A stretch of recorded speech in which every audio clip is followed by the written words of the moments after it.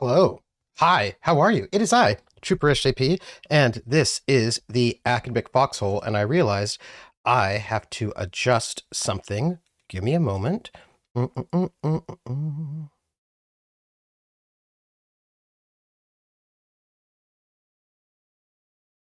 That should be...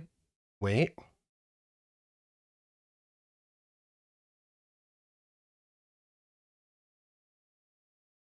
I have to change my properties. Nope, not that. Filters, filters. Yes, this. Right about there. I had to fix my audio volume because it was really low. It was uncharacteristically low, so I turned up my I have a gain filter, so I used that to turn it up. And then I realized as I was just checking one last thing, I was like, oh, my overall audio dropped for some. Anyway, it's fixed. Hi, everybody. How are you? Um, I asked Krellin what CR is going to be doing next week, and Krellin does not know, though it might be the Melbourne live show. It's already on Beacon, so they have the video. I imagine they're working, they're doing a live show, and they've got to go and plan their next campaign, which I imagine is a lot of work. Hey, wait. Hey, everybody. I'm Trooper SJP, and this is the Academic Foxhole. Boop, boop, boop, boop, boop, boop, boop, boop. And it is Mac Gaming Thursdays, and we may or may not actually finish Disco Elysium today. I don't know if we will. I think if I were a different person, we would, but we may not. We may not actually finish it today. We might. We might. It's possible. I don't. I don't know for certain, but it's doable. There's going to be an Age of Umbra 2. They announced that at Gen Con this morning. Ah. So, interesting thing. There was an announcement, I think, on N-World about all the stuff they're doing for Daggerheart, including having a bunch of streaming channels stream some games of Daggerheart, and like I think Dungeons and Dowdies are going to be doing it, and they've got new stuff coming out. So they're pushing Daggerheart hard, which I'm very excited about. I have to tell you some stuff before we get too far into it, and these things are things you need to know. One, first and foremost, this is what they call Seafair in Seattle, where they have a bunch of stuff happening. And one of the things they have happening, the Blue Angels are flying right over the house. And today they're practicing, and they should be practicing for another like 50 minutes or so. So I may need to mute my mic here and then if it gets really, really loud. And if it gets very loud and disturbing or distracting, tell me, and I'll do a quick mute. But they'll be flying today, tomorrow, Saturday, and Sunday. So like 4 days in a row. I don't know how large the print runs are, but they have sold out Daggerheart 3 times now, which has to be a pretty big TTRPG success. I think so too. And it's inspired me to get back to that Daggerheart setting that I made, the coming of age setting, and go back to it because I want to run it now with the rules are sort of like up and finished. So I'm kind of excited. I'm excited about that. So I wanted to tell you that the Blue Angels are going to be around, and that'll be a bit of a problem.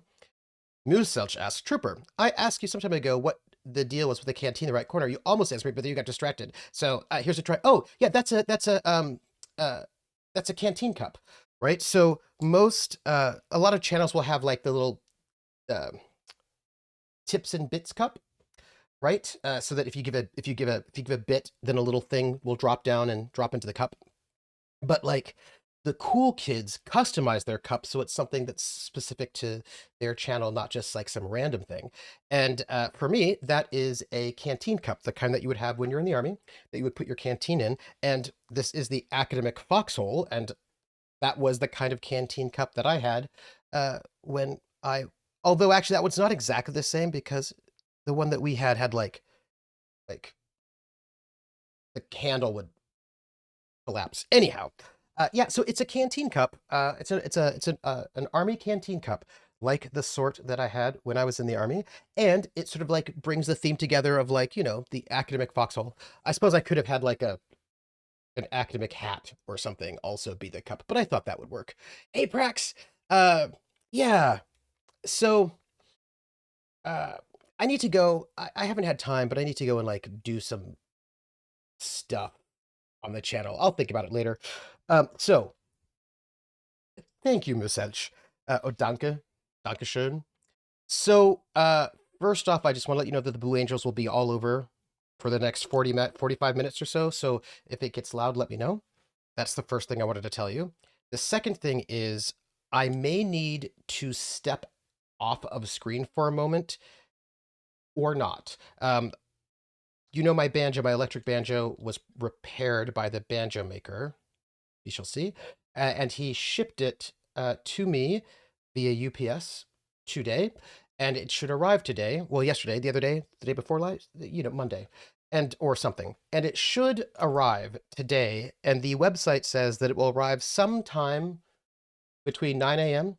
and 7 p.m. And so we have 3.5 hours for this window where it will arrive. But the UPS tracker doesn't actually tell you where they are or when they will arrive in any sort of more detailed way.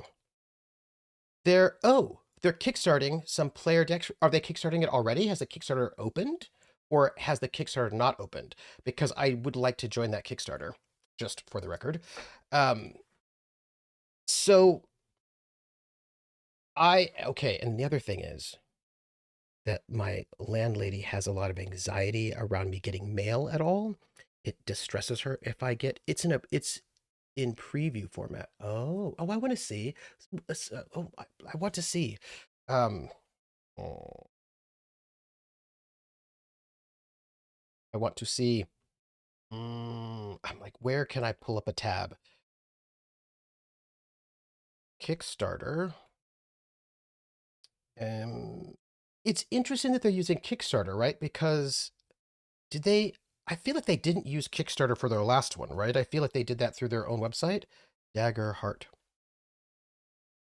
Uh, Dagger Heart class packs. I'm pulling it up, and it is pulled up. I got it.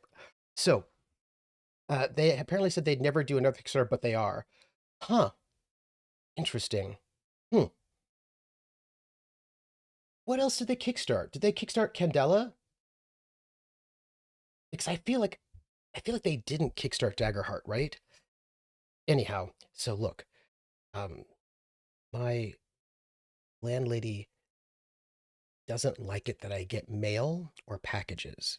So my banjo's coming and today because it was repaired and I was going to go and just pick it up so that no package would arrive, but he emailed it. He mailed it to me via UPS, and so it's going to arrive sometime in the next 3.5 hours. I don't know if they're going to if someone's going to have to sign for it or not. I have no idea. Speaking of which, I should put my phone somewhere obvious so that if she sends me a message, I'll get it. Okay, a text message. So I'm gonna try to keep my eyes, I've got the little tracker thing here, and I've got my message so that if I get a message, if it arrives, I'm going to step away and immediately go and pick up the banjo from the porch so that it doesn't sit outside because she doesn't like it if there are packages in front of the house or if I get mail. So I might have to just step outside to pick up my banjo when it arrives, if it arrives during our stream, just so be aware. Uh, the last Kickstarter they did was uh-huh. Hmm. By the way, did you repeat? I have not read it yet. I've been so swamped with stuff. But after stream, during the Critical Role, I get to catch up on all my messages, and then I'm going to be very excited. Uh, you know, yeah, Krellin, it's a whole thing. And, it's always just done in a bit of framed in terms of concern, you know, it's just like, we've just never had,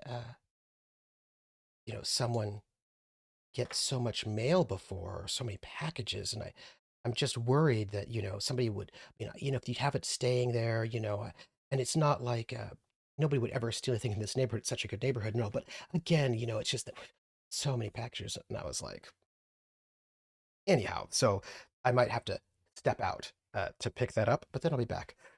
Yes. So the other thing that I wanted to tell you was right before here, I was making some granola. The reason why I was a little bit late today was because I was making granola, and the oven is a little bit weird with its heat setting. So, the fire alarm went off very briefly, and I had to like air it out everything, and then talk to my landlady.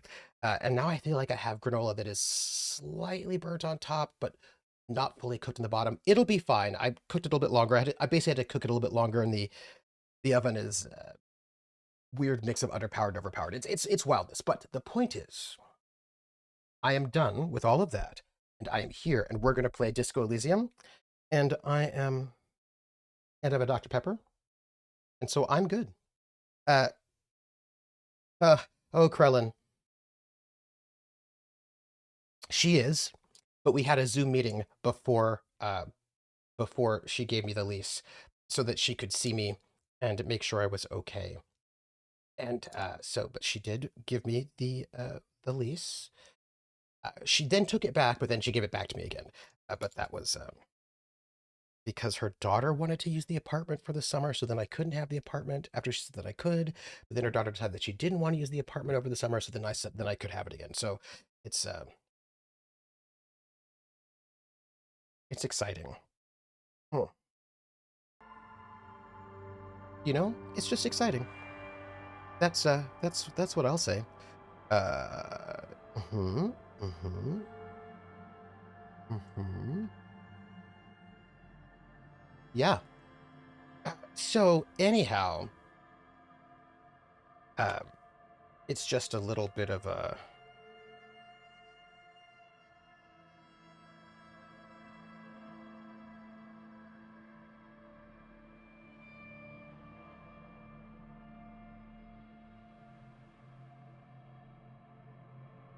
How long is this lease? 7 months. It's a 7 month lease.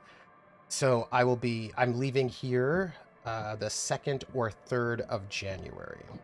I think the lease is till the 3rd, but I think I want to basically on the 2nd pick up a van, start loading things up, and then try to leave on the 3rd, so that should be my last day.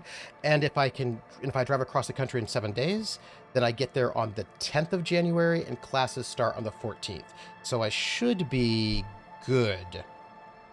The schedule seems to make sense as long as as long as there's no like terrible snow or anything like that. But uh, oh yeah, Rissa, I am. But also that's good because things are like it's very hard to find a midterm rental, and it's hard to find a midterm rental that is not a furnished midterm rental that is not super expensive.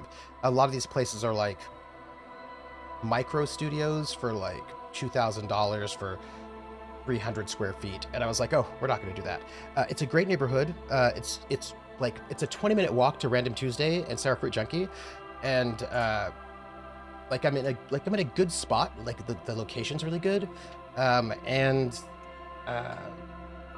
it's not super expensive, and I was able to get it for 7 months, which she doesn't normally lease. I don't know for certain, but I don't think she normally leases for 7 months. I think a lot of those midterm leases are around 3 months because I think that's how long a nurse normally needs. But I needed 7 months, and so yeah, and I'm really close to the UW. Yeah, it's like, it's a good place actually. I like the apartment. It's the kind of place that like it's the apartment itself. I'm happy to sit here for 7 months, and I'm like a 20-minute walk to the light rail as well. So like I can hop on a light rail. It's very nice. Also, if you see me checking, I'm just checking. Okay. So here we are. Oh, wait. No, I can tell you at the end. I wanted to tell you what we're going to do. I wanted to tell you what we were going to do for on Saturday, but we'll do this first. So here we are. We're on this like abandoned uh military sort of bunker sort of thing.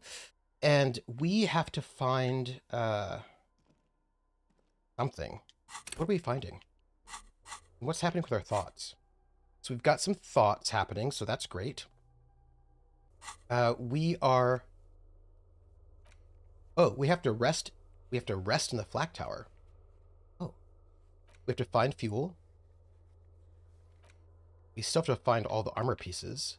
Find the murder weapon. Okay, so we have. Yeah, it's like an old air defense tower, like during the old war, it looks like. Apparently we have to rest. That's apparently a mission, so I guess we'll do that. The greasy old spring mattress lies in the corner, fresh linen under the heavy caracal cover. I don't like it. I'm gonna say it again. Kuro doesn't feel like carrying your corpse off this island, so maybe you should fucking crash. Fine, Kuno. Fine, I will The bed crash. is quite inviting, all things considered. It's much warmer inside than out there. I don't like it, but okay, fine. I don't like it. I feel like bad things are going to happen to us when we go to sleep. Because bad things always happen to us when we go to sleep. You know what I'm saying? Uh, Also, did it crash? I bet it crashed. Let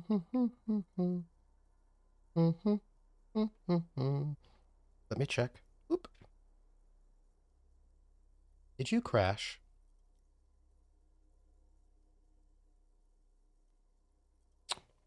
It did. Application not responding. Hold on. I'm gonna have to restart it. Hold on.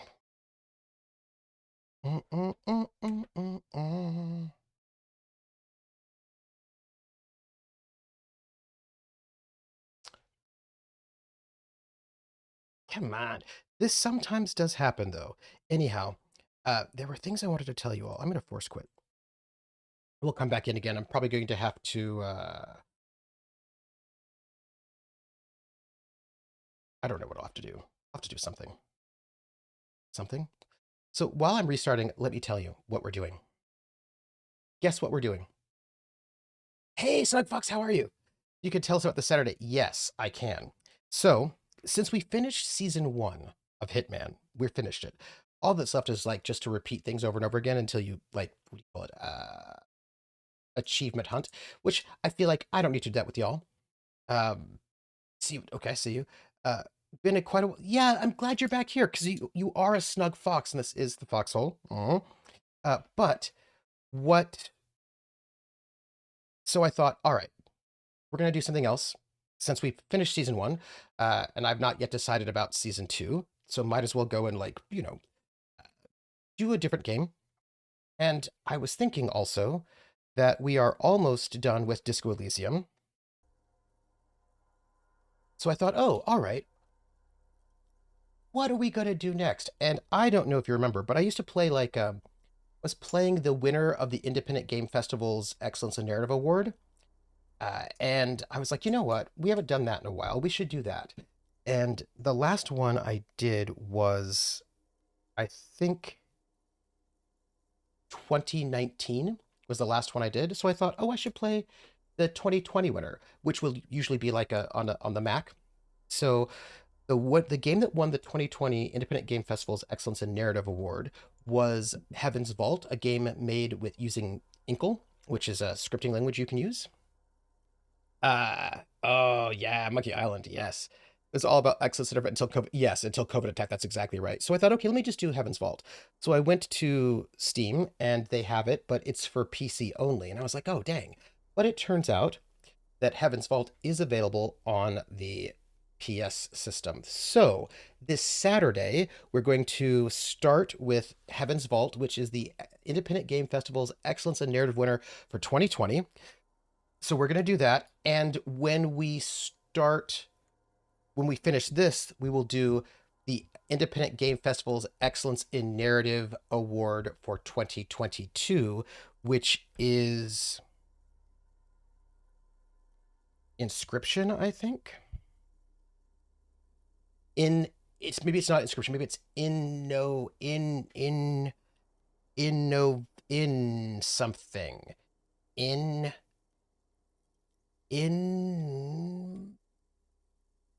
hold on. I can tell you. Hold on. Let's see.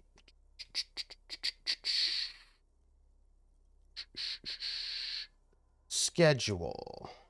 Saturday. So Heaven's Vault, Inscription. That's the game. Inscription. So we will do then the 2022 IGF Excellence in Narrative winner Inscription here on the Mac when we finish Disco Elysium. Now, you might be wondering, what about 2021?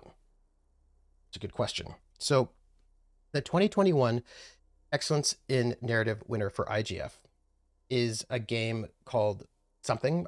I read it. I forgot. But it's not Mac compatible, but it is on the PS. So I thought, oh, I could pick it up for the PS. However, it's like a 3-hour game. I was like, oh, that's fine. But it is VR only on the PS system, and it's like $30 for like a 2 to 3 hour game. And I thought, I'm not gonna spend $30 to $40 plus buy a VR rig at this moment for a 2 to 3 hour game. If maybe I'll get a VR rig at some point in time in my life, perhaps that might happen, but I don't think I will do it for this next game right now, maybe later. So we're just skipping 2021 and we're going to go to 2022 and do Inscription. Yeah, every once in a while. Yeah, they're still great games. They're very good games. So I'm really excited about doing this. By the way, I checked out, we'll have to have a discussion about this when we get there, but I checked out the winner for the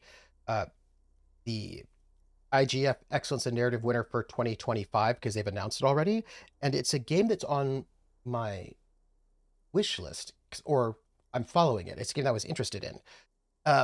And it was Caves of Kun, and QUN, good buzz, but I just checked it out and like I don't know if I should play it on stream because hold on.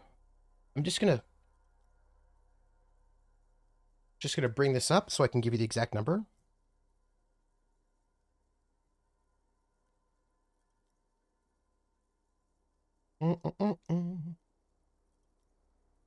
Cave of Kun. Cave of Kun? Cave of Kun. So, hold on.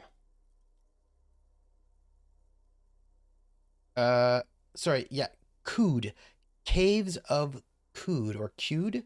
Caves of Cood? Probably a hard K sound.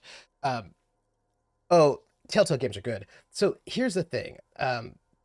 She sank ungodly hours in a Skyrim, much Cave of Kuno, yes.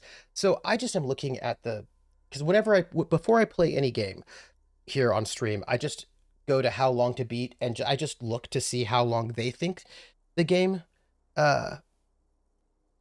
will take. Just because I'm curious to see what they think. And let me wait. Hold on. Let me let's do a as a comparison. So this is Disco Elysium. So they think that the completionist Disco Elysium completionist is 47 and a half hours. Uh, if you do it in a completionist way. And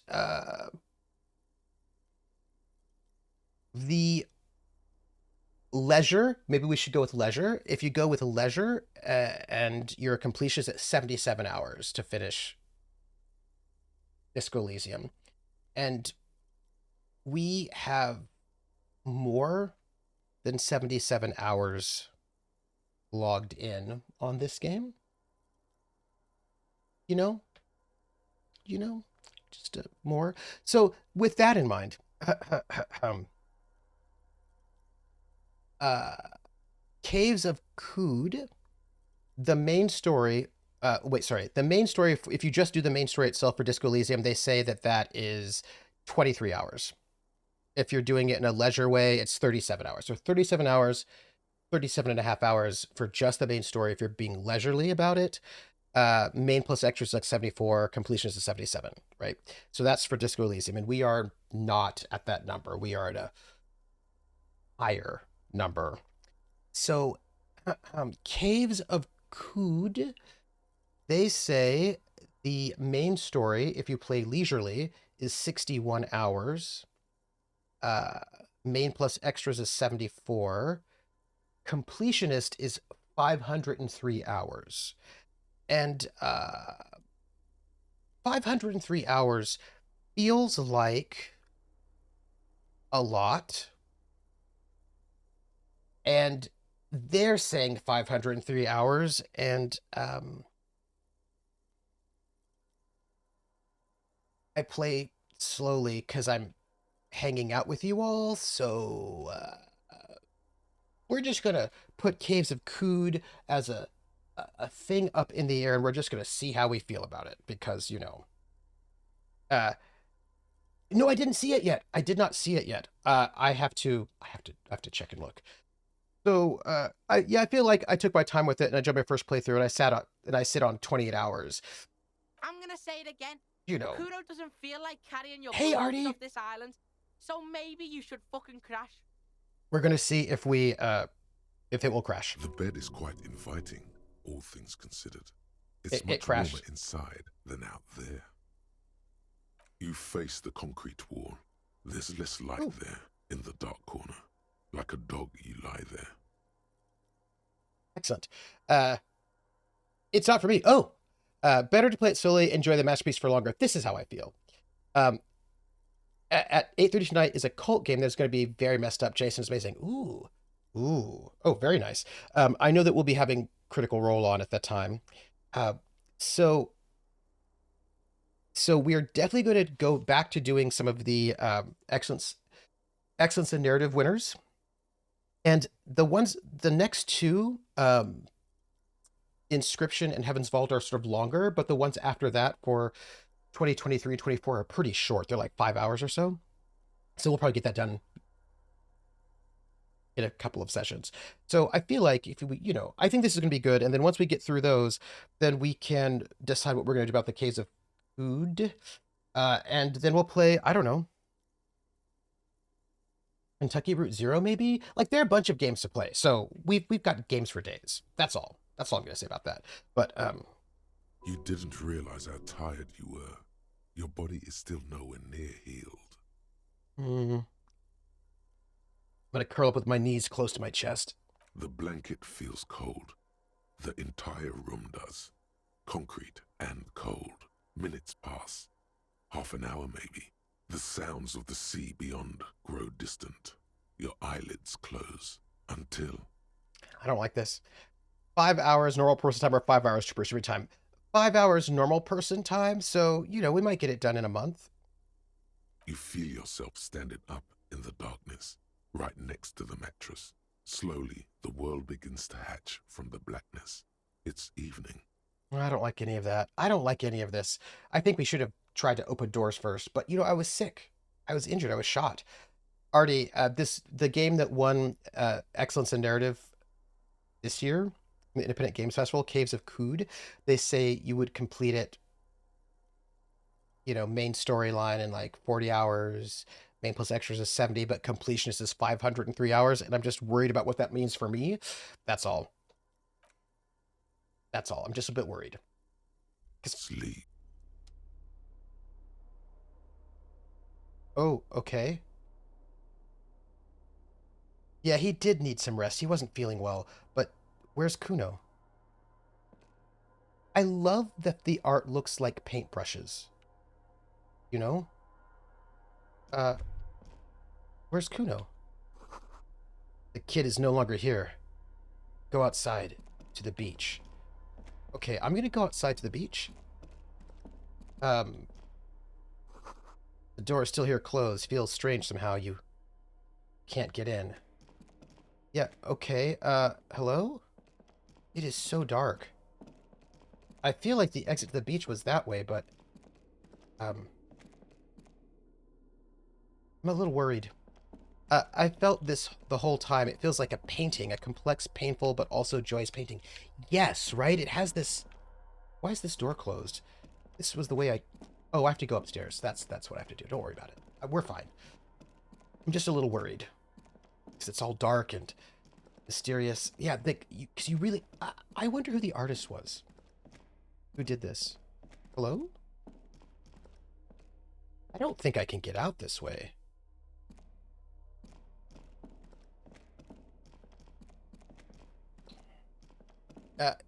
This is like what I saw for Guild Wars 2. Main story, 87 hours. Main plus side, 243. Completionist, 1613. And, like, I just can't spend 1613. You know what I'm saying? Because, like, I love playing video games, and that's one of the reasons why I don't play a lot of MMOs anymore, because I feel like with an MMO, it never ends, and then all these other games that I have just don't get played, then I feel guilty. Yeah, the people that did the visual art for this were geniuses. They were so good. Also, where are we?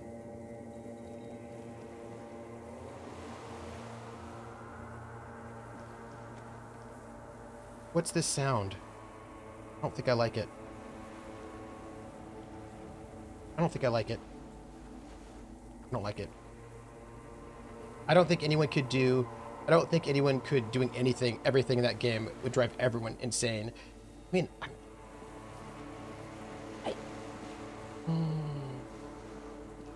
Hey, this looks to me like some kind of thing that you would have like a boat or something launch off of, or some kind of like a ship, perhaps?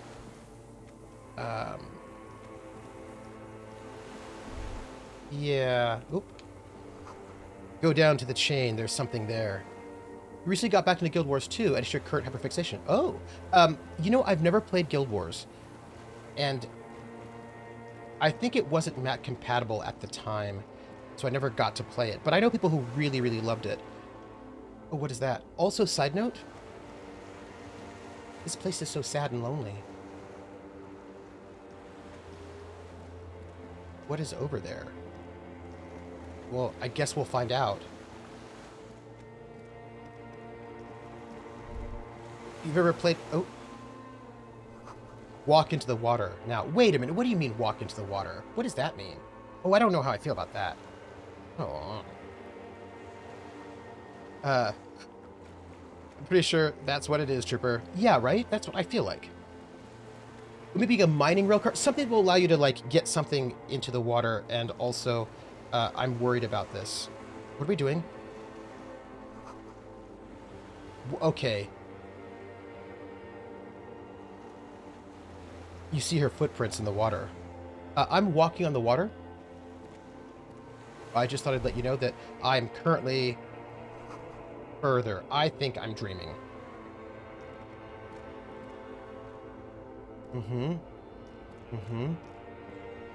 Okay.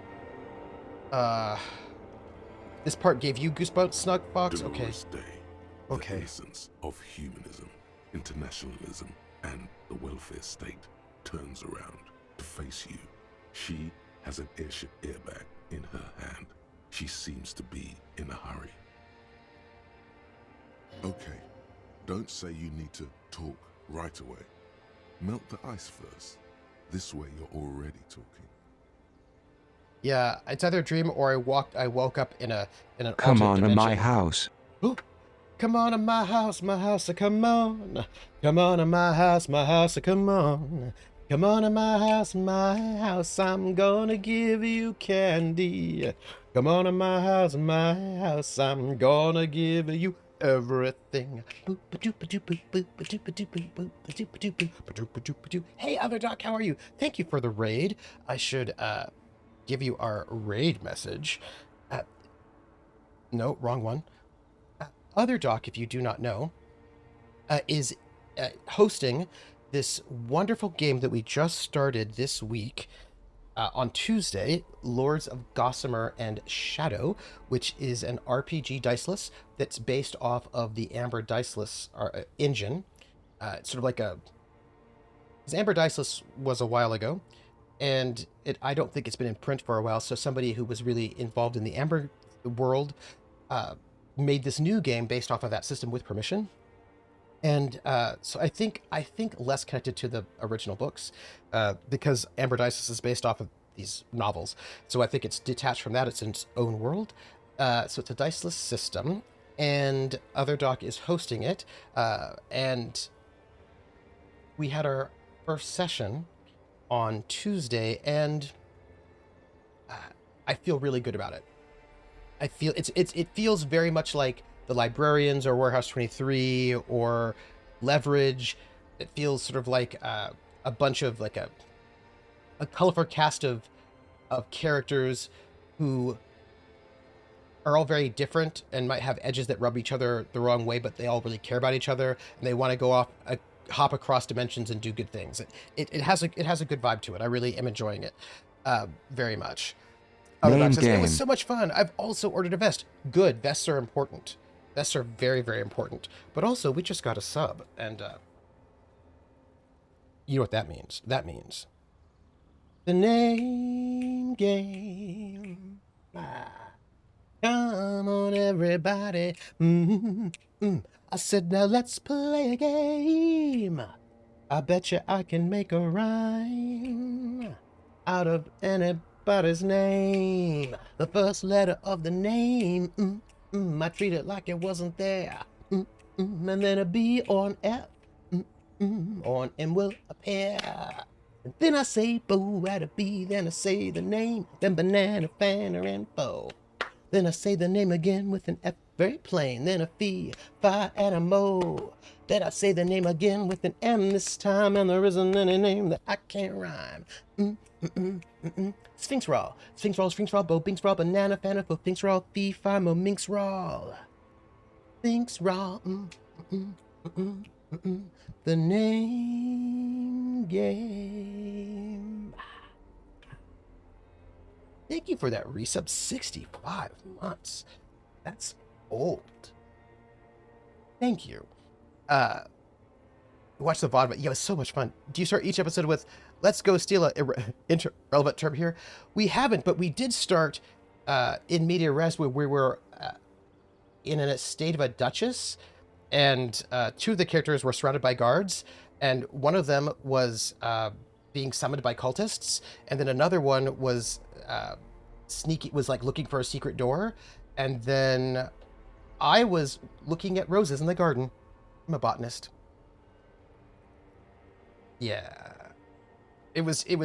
Oh, thank you, Snug. I like my botanist, Merthine, Merthine Wicht, which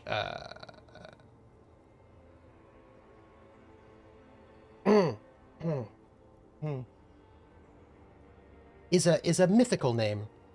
It's a mythical name, is what I will say. That's all. That's all I'm gonna say about that. The vibe is really good.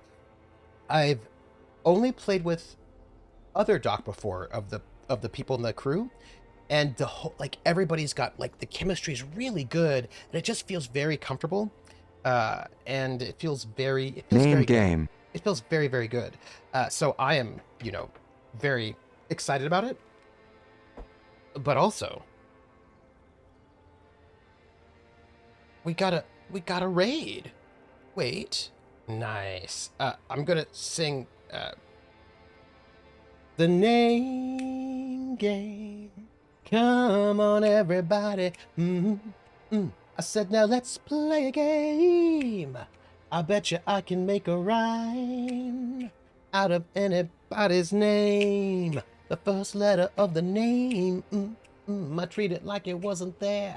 And then a B or an F. On M will appear. And then I say bo at a B, then I say the name, then banana, fan, or info. Then I say the name again with an F, very plain, then a F, fi, and a mo. Then I say the name again with an M this time, and there isn't any name that I can't rhyme. Snug Fox. Snug Fox, Bug Fox, Banana, Fana, Fo, Fug Fox, Fee, Fi, Mo, Mug Fox. Snug Fox. The name game. Ooh, thank you for the gift sub to Snug Fox. Thank you, thank you, thank you, thank you. Troopers PC has their priority straight. Botany. Prax says, I see you and your Welsh name for a Cornishman. Perhaps, perhaps indeed, Prax. And perhaps I was on YouTube and I found a Welsh, native Welsh speaker and person who knows stuff about specific things who's like, this is how you pronounce this name properly. And I was like, Merlin Wicht. Got it. Merlin Wicht. Thank you. So I went and I listened to the native Welsh speaker to get the pronunciation of the name proper because I wanted to do it right if I'm going to have the name. I didn't want it to be all mispronounced. And I figured of all the people I know, I figured Prax might know where the name came from. That's all I'm saying. But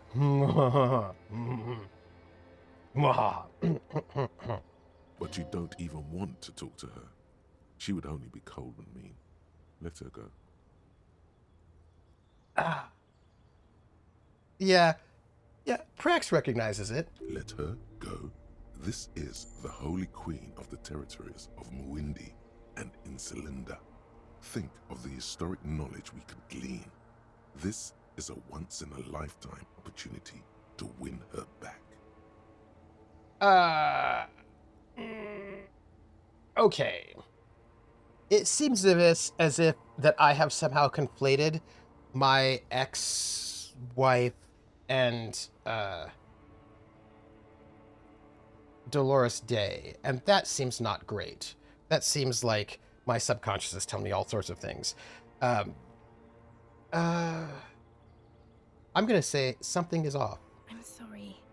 I was heading to the aerodrome. I just don't have time to...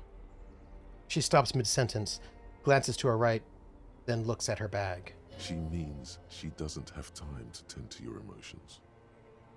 Yeah, this is not about Dolores Day.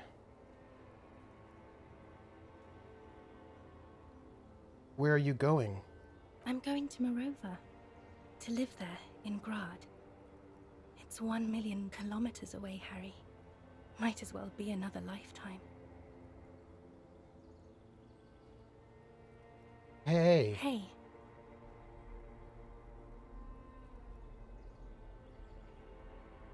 How are you doing? I'm doing really good, actually. Both professionally and romantically. I've come to a fulfilling and peaceful period in my life. Well, how are you doing, Harry? She nods hastily.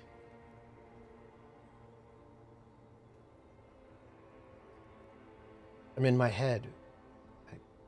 I miss you. Well, I'm in my head too. We're all in our heads. Do you miss me there? Sometimes. Not as often as I used to. So much time has passed. More than it seems here. She stares at her feet, the zebra stripes on the intersection, the lights of the video rental glow in her hair. This is everything I always warned you about. Inland Empire, come on. What's in the bag? Just my scepter, my globe cruciger. A spare silk gown, a toothbrush, travel documents, the crown of immortality. Crown of immortality. Aren't you already wearing one? Oh, this. She corrects the wreath on her forehead. This is just a wreath. The crown of immortality is made of rarefied light, mana and raw palladium. It was passed on to me by the rulers of late antiquity. She looks at the suitcase, not knowing what more to say. Then, over her shoulder. Anyway. Oh, Snug says, this dialogue feels like pins in my heart. Such carefully and deeply felt crafted dialogue. It is so true. This is like all of those unsaid things, and anything you can say is not great. You know what I mean? Speaking of which, I just found another a two-person one-shot TTRPG story game that I was like, I have to read this. You don't have times to tend to my emotions. She sighs and looks over her shoulder. What are you doing? Stop saying things like that. I know, it seemed like a bad idea. But go goodbye just seems really harsh. Can you stay for a moment? We need to talk. You have one more massive epic showdown. I'm going to say that with humor. No, Harry. No. I don't want a massive epic showdown. I want to go to the aerodrome. I have tickets for the 10:20 flight to Morova. Really? She looks at me plaintively, after shaking her head sadly. The words left to say are all not enough. The feeling of that yes. We don't have anything to talk about anymore. Every combination of words has been played out. The atoms don't form us anymore. Us. Our love. Our unborn daughters. Oh, man. It's all gone. I have to go to the aerodrome. I have to leave Revachol and you. And you have to be alone. In hell. Forever. Wow. That's just the way it is. Some stuff happened. Oh God, whatever you do, don't try to kiss her yet. Not after that. You're still reeling. You'll fall over if you try now.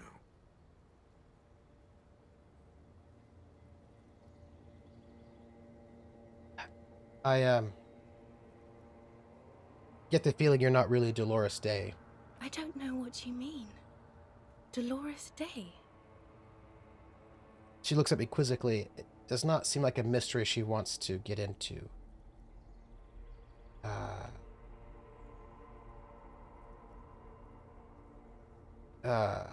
I've heard you before. You're the voice on the phone. Oh, Harry, you shouldn't have done that. She shakes her head very slowly, her white hair brushing her shoulders. Do what? Call me like that. You ruined it. There was still a chance. You should have waited longer. She would have called you instead. Oh, gosh. Oh. Oh. I know. You would have called me yourself if I'd just let you. I was too impatient. Oh, Harry, do you really think so? We haven't talked in years. I don't want to call you. I don't want to hear from you. Oh. I think of you less and less every year. Weeks go by without me remembering you. Oh. Months already. Soon it will be years. Every season that passes, the light gets less clear. I sit there in Morova, in the holy gratitude of my bliss. I put my hand on my belly and smile. Oh. Wow. Okay, this is... Ouch. Here, it's cold around you. She looks down on her stomach, then up at you. Her eyes are full of tremendous distance and mystery.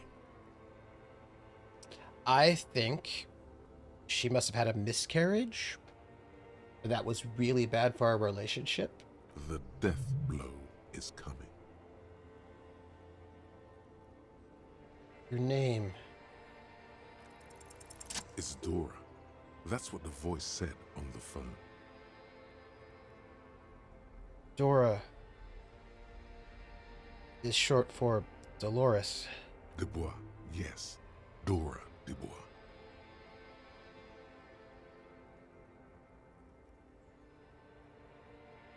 That's why I think of Dolores Day. Why what? Are you Dora Dubois? Oh no. No, no, no, no. We're not doing that again. That was not the death blow yet. You saved yourself. For now. Keep stumbling around and it will happen. You're the X something. Wasn't I Dolores Day just a second ago? Now I'm the X thing? You're confusing me. Look, I have to be at the Lausanne Aerodrome at 10:20 p.m. I still have a light rail to catch. Oh, this is I rough. haven't even bought the tickets yet. He glances over her shoulder nervously. We all told you. Everyone warned you. Who, everyone? Everyone. Literally all of you.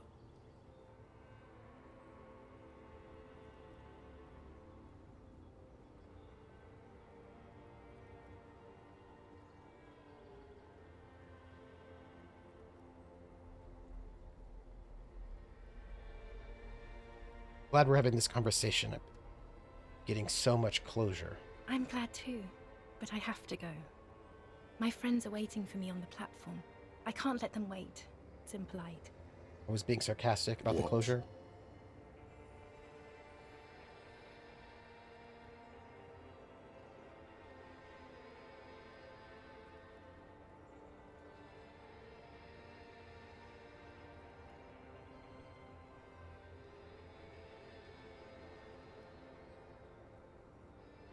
Say nothing. Just look at her. She does not look back. Instead, eyes her fingernails. They're bitten, frayed. The evening wind blows in. The gown wraps around her like a white flag. You're, the morning. The morning? I don't understand. No, I meant mourning. I'm grieving, but you're not even dead. Oh my god, Harry, stop. I don't want to hear anything about the morning. Mourning someone who's still alive. Any of that. I can't do that anymore. I'm not 80 years old, I'm 32. People my age are not supposed to mourn. She breathes out. It sounds more angry than a sigh. On second thought, you're Dolores Day, Queen Regnant of the territories of Mundian and Sulinda, and nothing else. Yes, Harry. I am. Things have gotten much better for me, now that I am the ruler of the known world. Oh god, it's already so late. I have to go, Harry. She pulls up the silvery sleeve of her gown to check the time. Oh man. Tiny golden watch with red straps around her bony little wrists.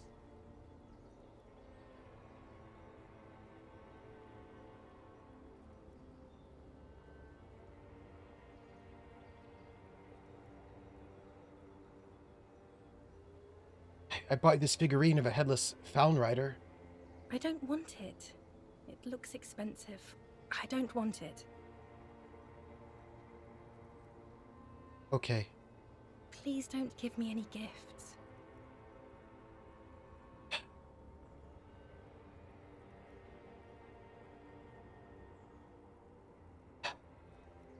Okay. So, here's the thing.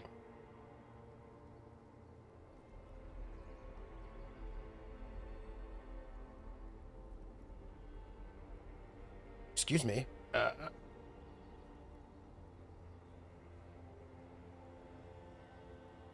I have a very high chance of kissing her, but I don't think I should. I think that I clearly should not. I feel like that is such a bad idea. That right there, that red check says, bad idea. Don't do it. She's been very clear that she is not in love with me anymore, and she does not want to see me or hear from me So yeah, I wouldn't either, Musilj. I think it's a bad idea. But don't go is really like all these are bad. I'll go with, but that's not a very good way for things to be. It's not. But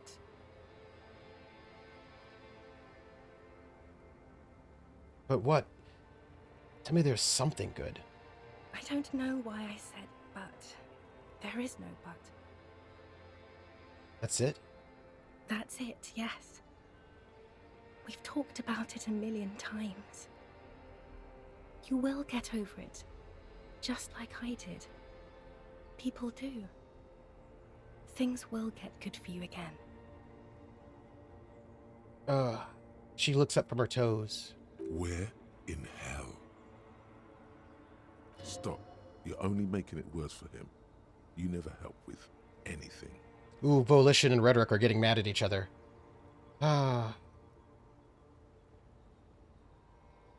Maybe. I think I've reached the end of the investigation. See? It just takes some time. For you, I think it'll take something like 20 years, maybe. It was hard for me, too. I used to think I couldn't live without you.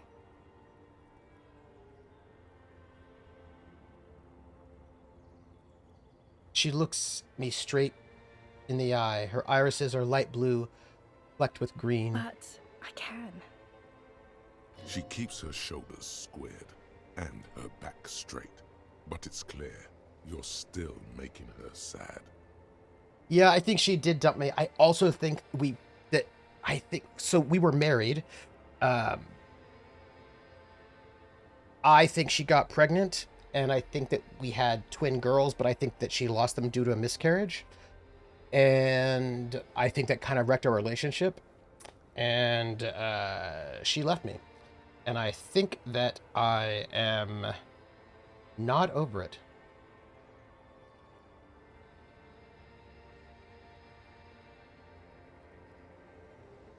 Your innocence, Dolores Day. I'm sorry I made you sad. It's okay.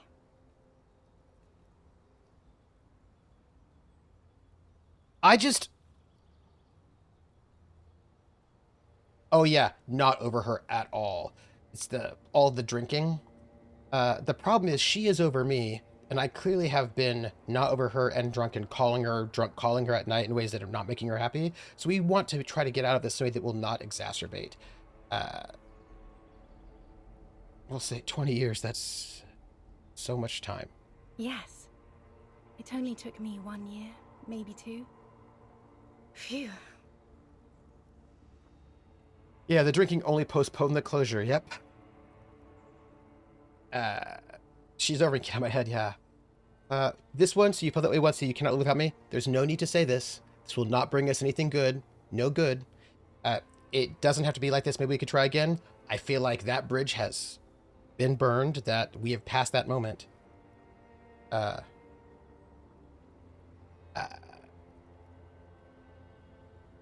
I think he wants to say this, but it's not a good idea. So I'm going to tell you what. I would not say number 4, but I think he would. So he's going to say it. But I don't think it's a good idea. I don't think he should, but I think that he's going to. No, Harry. We can't. Why? We already tried again, and it didn't work. Is that how it is now? We should just try all good things twice and then give up. By that logic, not you too.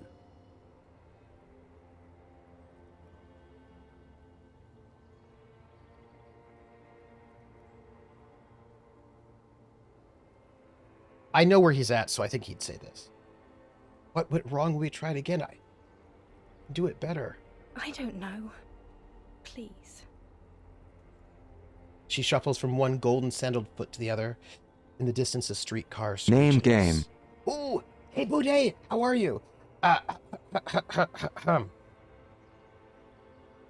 We're going to take a moment from emotional damage in the most worst way possible to have something really nice. Something like, the name game. Come on, everybody. I said, now let's play a game.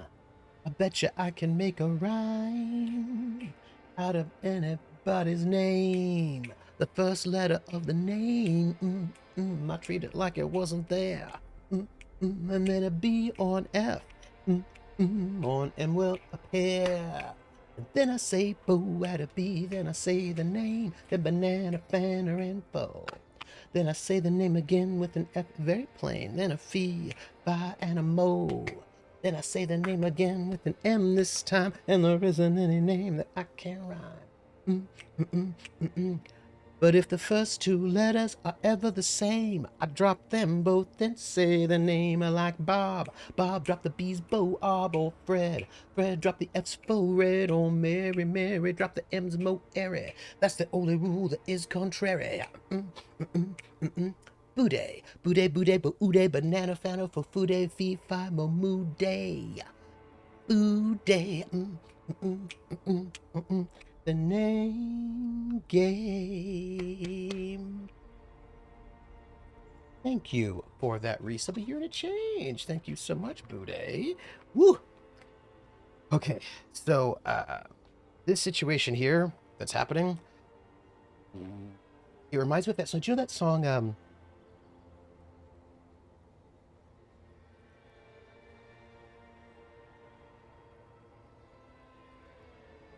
Do you know that song?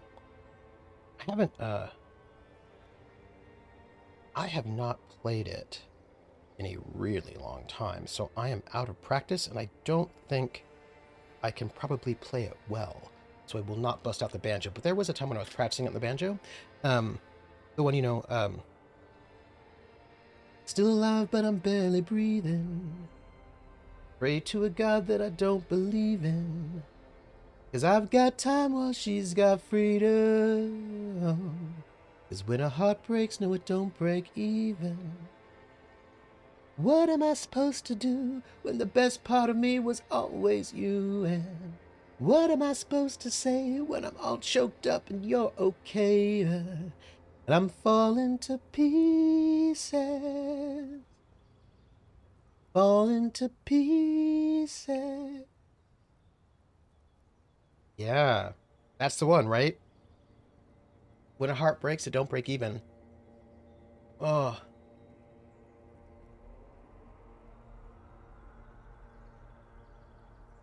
My best days be some of my worst. I'll find a man who's gonna put her first. And while I'm wide awake, she's no trouble sleeping.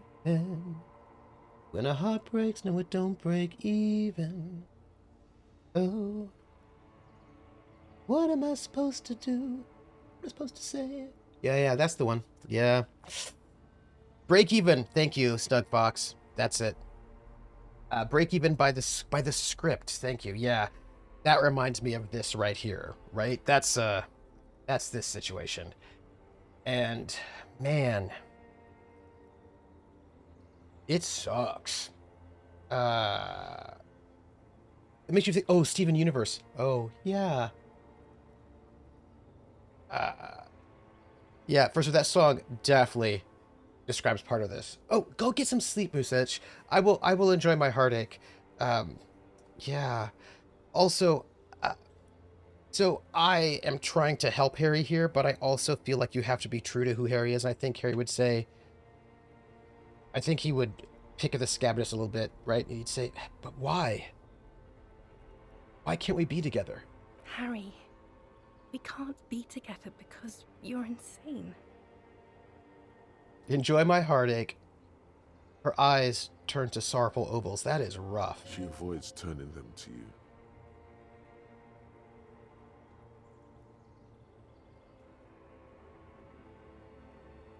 Saying how? They're turning moist now. Her eyes. She slowly shakes her head and tries to get hold of herself, brushing her hands in her gown. Yeah. uh, enjoy your heartache. She's kind of a monster. Yeah, but she's just in my mind. She's me punishing myself, right? What do you mean by insane? You know what I mean.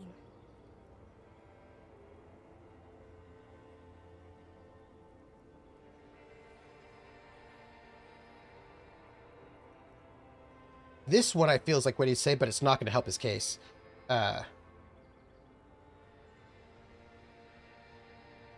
This one here, so in case you haven't noticed my cop, it's not easy work like some kind of academy or something. I think that's a personal dig, because I think that she's gone to an academy. That's not the right thing to say here. No low blows in these kind of conversations.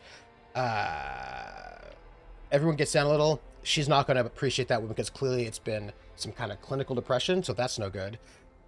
This is, to our current knowledge here, just our mind speaking back to us. Yes. But we have to use this as a moment for growth, but still be honest. Like, we have to be honest to Harry, but see if we can get him to grow a little bit in the process in a way that still feels true to him. So I think he'd say this one, actually. Yeah. Yeah, I'll throw the necktie away. Stop saying things anyway. This is not going to help, but I think he'd say that because I think he's trying to just, like, hold on to something. What do you mean, stopped saying things? Nothing. It's not about some tie, Harry. You've worked there for so long you can't even talk like a normal person anymore. It's always lists with you. Questions. This is starting to have a very David Lynchian moment feel. It really does, which I enjoy very Question? much. Did someone say questions? Stop that reaction speed. They're not lists, they're trees. This is another one, isn't it? We're in a tree right now. Like a dialogue tree?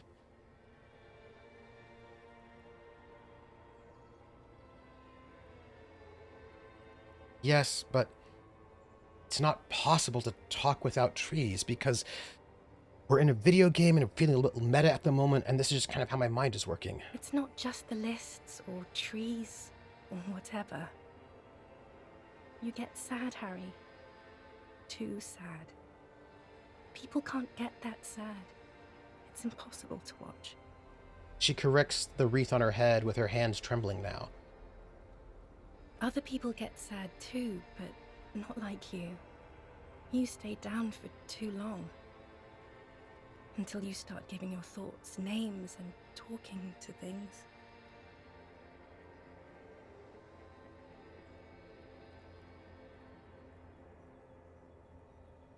I don't want to spoil anything, but yeah, not a fan of Dora. But there's neither a giant or a little person. Yeah. In conclusion, you're ill. You're an old, insane man. And you have to be in hell until the end of your life. And I have to go to Morova.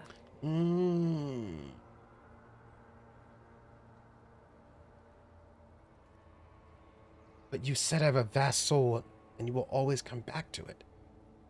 We both said a lot of things. We were very young. It was her. I can feel it.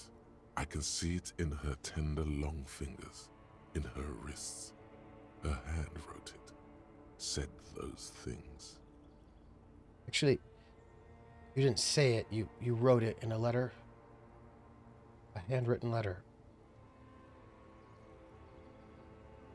I kept it in my paperwork. As Queen Regnant, I write a lot of letters. She brushes a strand of white hair out of her eye. You need to recite it to her, for effect. All of it. No summaries. Yeah, I've heard. I'm going to tell you what. Some of these things I've heard said to me. I've never been an insane alcoholic, but also I feel like. Put a stake through your heart. She'll get hurt too. No, we don't need to do that. Collateral damage. We don't need to do that. She won't get hurt. She'll bend out of the way.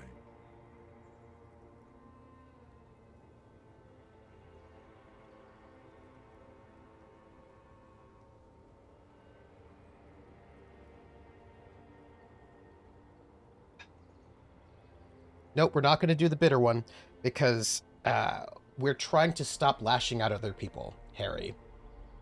Yeah, but tell me you couldn't picture Harry in the beginning with a bottle of either ether singing that candy-colored clown they call... Oh, yeah. You know what I mean. You left me a letter saying you will always come back to me. that you can't believe how happy you are with me. Okay, Harry. Okay, it was morning and you slept. The room smelled of cigarettes and Rowans. There was hoarfrost on the ground when I left. It was autumn, Oh, she just walked the out. first one we had together. But you have to understand, it was 1,000,000 years ago. No, it was 100,000,000 years ago. I was someone else then, filled to the brim with love for you, hanging on your every word. Oh, Harry, you were the coolest. But I am no longer that person. This She points has to herself. taken her place. It will devour you. Harry, I will eat your mind. The light of the video rental shines through her dress now. A DeLorean figure, cut in black, moves below. It's still her. Her legs, her breasts, her hips.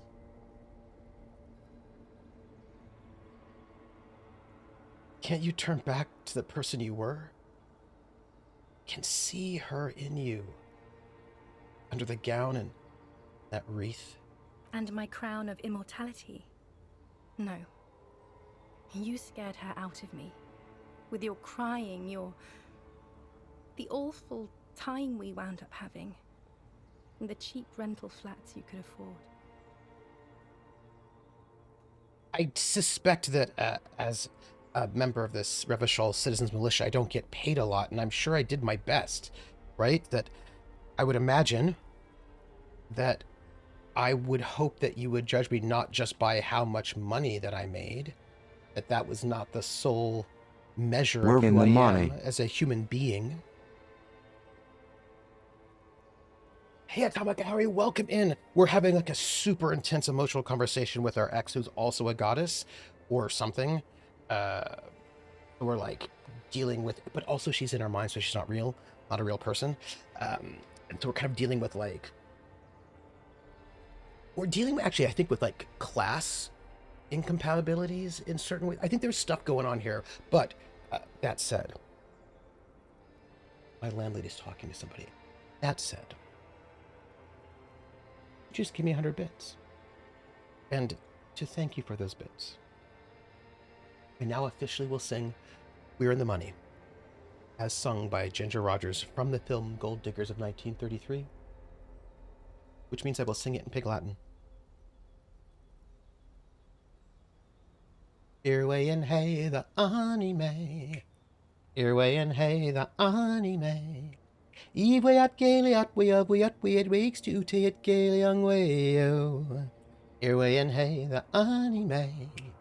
E they I skays are ani say. Old man did yes and pray ooh yare ooh three you a stand way young way oh. Ewe every eat way adley ansley of way at Briansley ooh day.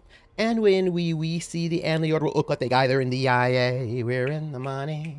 We're in the money. We've got a lot of what it takes to get along. Thank you so much for those bits. Thank you. Oh, man. Cheaper No Flats feels like it says more about her than about Harry. Valtiel, that's how I'm feeling. It wasn't about the money. We're in the money. I wish I had timed that on purpose. You did. Before I jump back into a skin, this is what I'm feeling. I'm feeling like they fell in love. She was in college at the academy. Maybe they were both in the academy, perhaps. No, maybe. Maybe they were both in college and they met. Something like this. I don't know. Oh, you've had the week. I'm so sorry. Sorry to hear that, Atomica. Harry's going through it, so this will cheer you up or make you feel worse. I don't know. What's going on? But I suspect they're probably from different spaces, right? They fell in love. She got a job in the academy. She's doing something important, but he's working as like the citizens militia. I think she comes from a better class background than he does. And I think that he did his best on what very little money he makes, but that was not good enough for her. And I think it became a point of contention. Also, he drank a lot. Also, he had to deal with police work, which is never good. I think there's a lot going on here. I think it got very messy in a lot of different ways. I think they loved each other very much and they really tried, but I think that she checked out early and he did not. I think there's a lot going on there. And it's all in his mind. He's mad, I tell you. She never existed. She's in congregation of all the women of his life. I think he's his actual wife, though.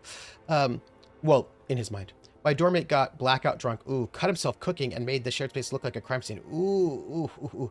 Do I want the actual... No. I want to keep speculating. Like, because I like taking these little bits of conversation and finding out, like, what does that imply? Right? I know that she's got a good job now and she's apparently with some other guy. And she might be pregnant, or I'm just making that up. I'm not me, Harry. Yeah.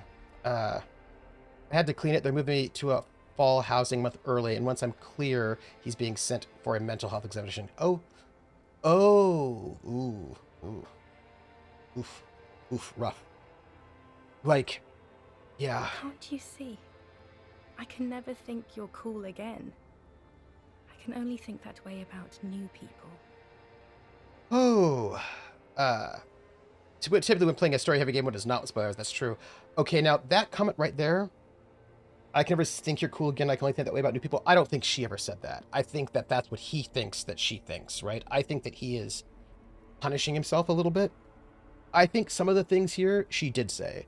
I think some of these things are things that he's punishing himself. You know what I'm saying? I think some of these things she did say. I think some of the things she might have said but didn't mean. I think some of the things she never said, and it's his way of punishing himself. A cheap rental with mold on the walls and the tap dripping.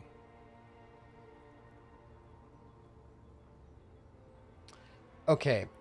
I do not think that Harry should say number one, but I think that he would say number one because I think that this, I think he'd say it. He's trying hard not to. I think Harry, at least the Harry as I've been like, Harry has not drunk or smoked cigarettes since the beginning of this game. I've worked really hard to get Harry in a better mental space, despite the fact that some of the voices in his head were working against me. I've been working very hard to get Harry in a better space to help him grow. I think this is a hard moment for him, though, and I think that he is falling backwards a little bit, but I think he's trying. Cheap flats. So the rich man took you from me. This is I think that he lost her himself, but Yes, I have found someone for whom I can feel the same. A copy of my love for you, only this time he is careful and rich. He will not lose me. It will go somewhere. It will grow.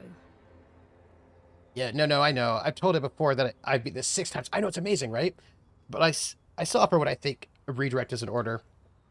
Rich, there's the key word. I do, actually. I also think... Okay, I'm going to tell you what I think. I think that money was certainly an issue between them. I think class differences are certainly an issue between them.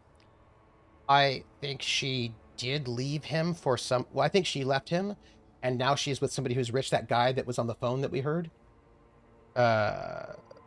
And I think this guy is more aligned with her class background and what job she's got. She's got a really good job. She thinks she's doing very well, so I think she's probably dating somebody who, I don't know if he's rich, but I think he's certainly at least upper middle class.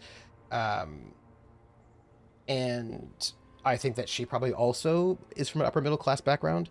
I don't think it would be fair to say that I don't think we can conclude that she left him for a rich guy. I think that's how Harry feels about it. I suspect there was a gap in time. Like, I don't think she left him for somebody else. I think she just left him, and then she ended up later dating somebody else who's a rich guy. And I think that he is collapsing those things in a moment of self-hatred and anger and pain. But I don't, and this right here, I think this is all him punishing himself. This is him, like, just like twisting the knife. That's what it feels like to me.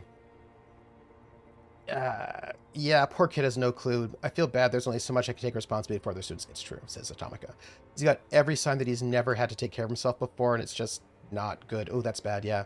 Him getting wasted and hurting himself on accident cooking is just signs he's not going to be taking care of himself, yeah. Geez, might as well never Estella.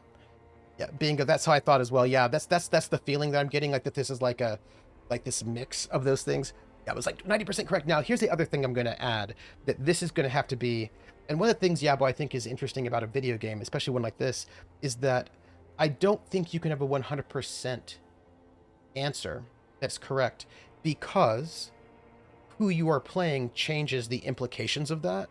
So, for example, my Harry is a big old communist. Um, and my Harry being a big old communist changes the implications of all of this, right? So,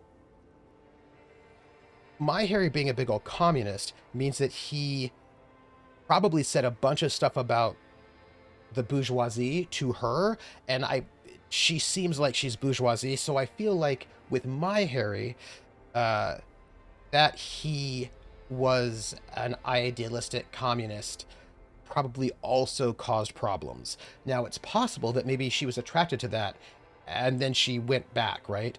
Yeah, you can also fill the story over multiple playthroughs. Yeah. Yeah, he's like a Bernie Harry, right? And I think that became I think that probably became a problem. I also think it's interesting that she is now, no matter what the playthrough is, right?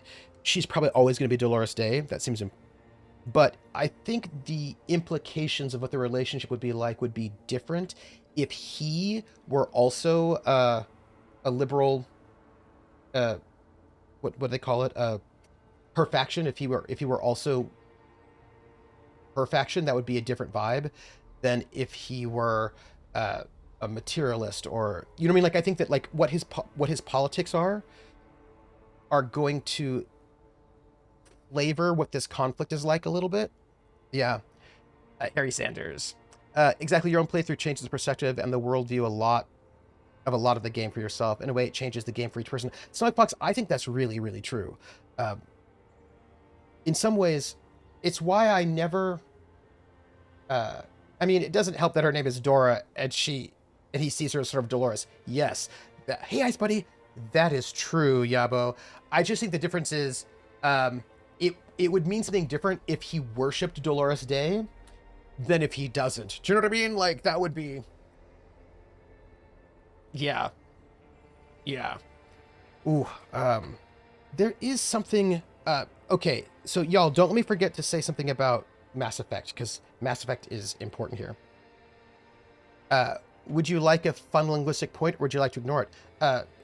Give me the fun linguistic point. I do know that Dolores Day is sadness, sorrow, melancholy, and God.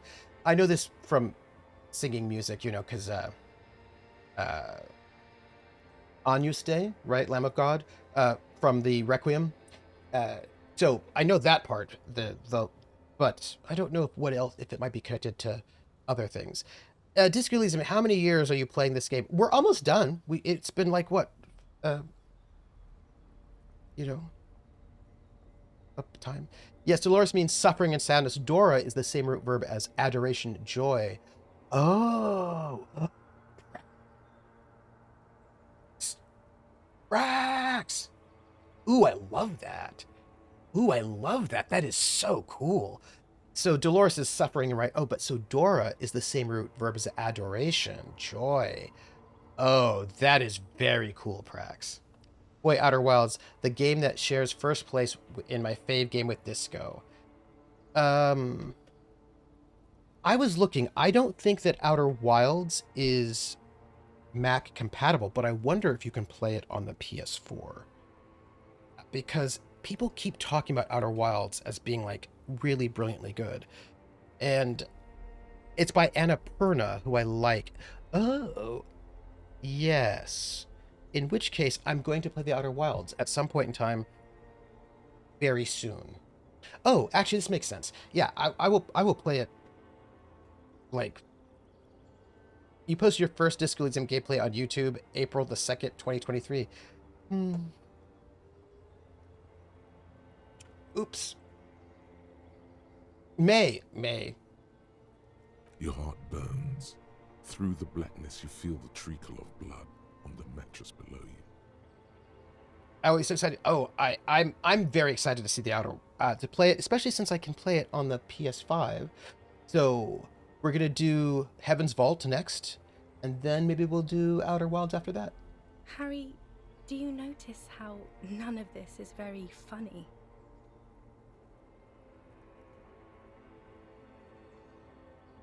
What did you mean by grow? I'm gonna sidestep that comment. She smiles mysteriously, looking Maybe. east, then turns her gaze back to you. The smile is gone. What now? What happens now? What is the next thing we talk about? Is there really anything left? If not, we can always repeat one of the things we have already talked about. Talk about it again. If you do not feel like doing that, you should let me go to the aerodrome. She looks over her shoulder.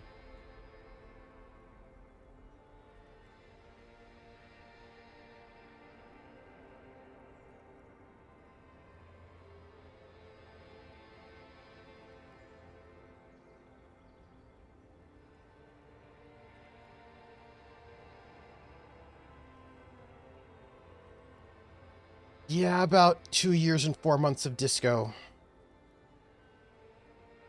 But you should let me go to the... Does she... I don't know if she knows she's in the game, but sort of. I kind of like the meta commentary there with the repeating dialogue trees and gives like this. Yeah, I actually quite like it as well because it sort of puts...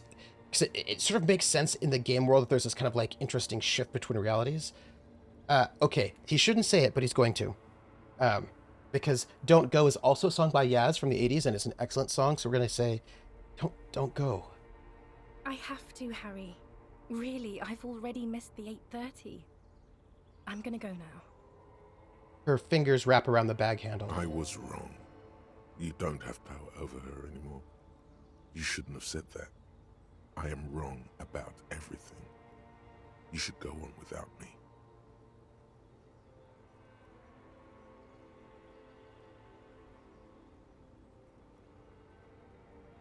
Outer Worlds was December 2019. Wow, just shy of 4 years for the Outer Worlds. Oh, that is a... Oh.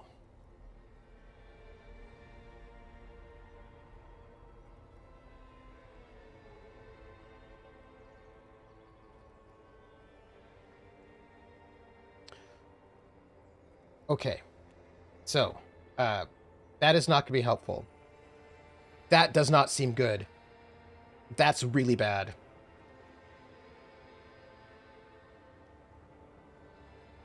This is what he'd say. I think it's a bad idea, though. There was a lot of inventory Atomica. So this is bad, right? This is not a good thing to say, but I think this is a better thing to say, but I think he'd say this one. Wait. It's no good, actually. It's not good. It's not... He shouldn't say this, but I think he will say it. He is the king of bad ideas. He's got like a whole truckload of bad idea genes. Wait. Can we sit down and have coffee first? There's a cafeteria on the corner. No. That would only be painful and dull. At the aerodrome, life, love, and laughter are waiting for me. At the cafeteria, dust, hell, and tragic comedy. This is me beating myself up, is what this is. Hold on. What is there to do in Morova? Light, life, culture. I'm punishing myself right now. It's so much better than here. Wow, okay. Everything here reminds me of you and the horrible times we had. The nights we stayed up fighting for our dying love. I still feel bad about Rain World. I love the world-building story, but it's so hard to get to. It just takes a while, you know? And you have to, like, get there. I'll play on the back I end. have to wipe it all off me and be clean again. I want to be a good person again. Not this. Not what you made me into. Ooh, wow. Okay, that, by the way, was a low blow. I'm going to just point out that that was a low blow. That was not very cool of me to... I also think that she said that in real life. That feels like a thing that wasn't just him. I don't think that she probably meant it that way. It was probably... there was probably a context where it made sense why she said that, but I think he's holding on to that. Like, I think that she said, like, look who you turned me into, like, in one of their fights or whatever. And I think she probably said that out of frustration. And I think he's holding on to that one, right? I'm gonna say, okay. She likely said that. Maybe she didn't mean it, but likely said it. Yeah, that's what I think too. I think she said it. I think she probably was trying to hurt him because it was probably a really bad scene at the time. They were probably arguing, and you know, uh, and she might not have meant it the way she said it. She might have meant the whole situation. I think he internalized that. I just think there's like, yeah, I understand. Yeah, okay. Oh, there's some stuff that just hits. I remember things I've said I regretted, and stuff others have said in moments of anger that still sting. Remember decades later. Yeah, right. Or you said this thing that, or sometimes like you said a thing and you meant it. It was true. But you knew if you said it would hurt their feelings, but you still had to say it, but you still feel bad about it, you know? I think Trooper's next PS game should be Clair Obscura. Between the story and the music, it would be a good fit. Oh. And just be another 1.5 year playthrough. I have it. Clair Obscura, right? I have it. I bought it. I bought it for us to play. Okay. I understand. Nod silently like a martyr. He's done that before. No, you don't. You're just being a martyr. And I'm really going now. The time is up. I must be on the 10:20 flight. Yeah, I've heard that's a good one. Not played myself, but all my friends praise it. So I just want to point out, she's like, let me go. And I'm like, okay, go. But she's like, oh, but no, not like that. I'm like, my God, this is how their conversations went, right? She's like, let me go. And I was like, okay, I get it. I'll let you go. No, you don't really get it. I'm like, I just said you could. I can see how they've gone around in circles. Like, it's, you know, those moments where somebody says, I want you to say blue. I'm like, but I'm not going to say blue. I want to say green. I'm like, why don't you just say blue? But I mean green. Why won't you just say blue? Only want you to say blue. Okay, fine, blue. Yeah, but you don't really mean it. Well, but I just said blue. Now, I mean, I can't win on that one. Will we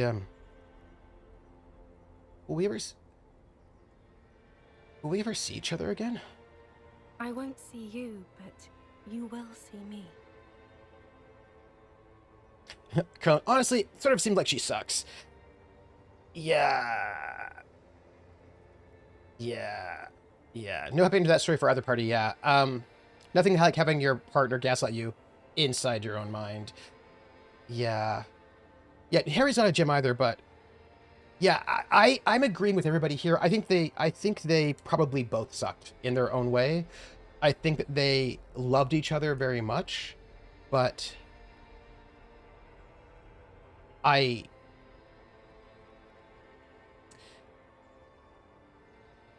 you know what I'm thinking? I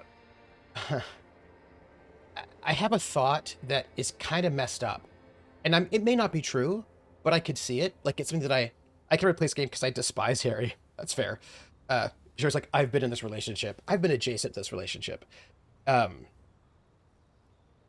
Here's the thing that I'm going to say that I think is maybe, it could be unfair to her, but I don't know. There's a reason why she stayed with him this long. And I wonder if because he sucked so bad, it allowed her to suck but have cover. Do you know what I mean? Like she will never be to blame for anything because look at Harry, right? And there might be a way in which it was useful for her to stay in a relationship with him so that she was never the bad guy. Do you know what I'm saying to you? She's just a stack of, at least yes, she's just a stack of at least I'm better than Harry. Which also means that she may not have wanted Harry to get better. Now, she might have wanted Harry to get better, but may also have not wanted Harry to get better, right? If they're in a codependent relationship where she's an overfunctioner and he's an underfunctioner, they flip-flop back and forth, anything that would actually make their relationship more functional would actually not work, right? Yeah, that could be fair, but she so was the bad guy and his rose-tinted glasses never let him see it.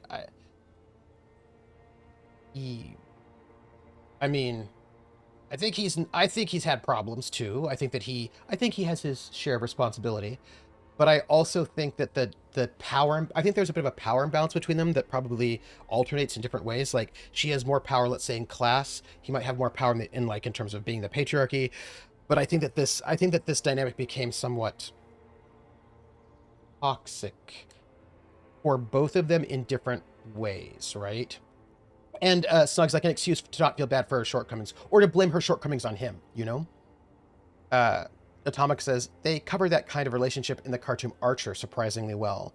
The post side quest seasons, for those who know the series, don't want to spoil, but the main character has a moment where he realizes he's an excuse for some other's negative actions. Oh, that's so interesting, Atomica. Praxis Trooper had a brilliant idea. We need to have a consortium because I've had an idea about characters like this. Which ones? Both of them? Both of them? Both of them? I want to hear about it.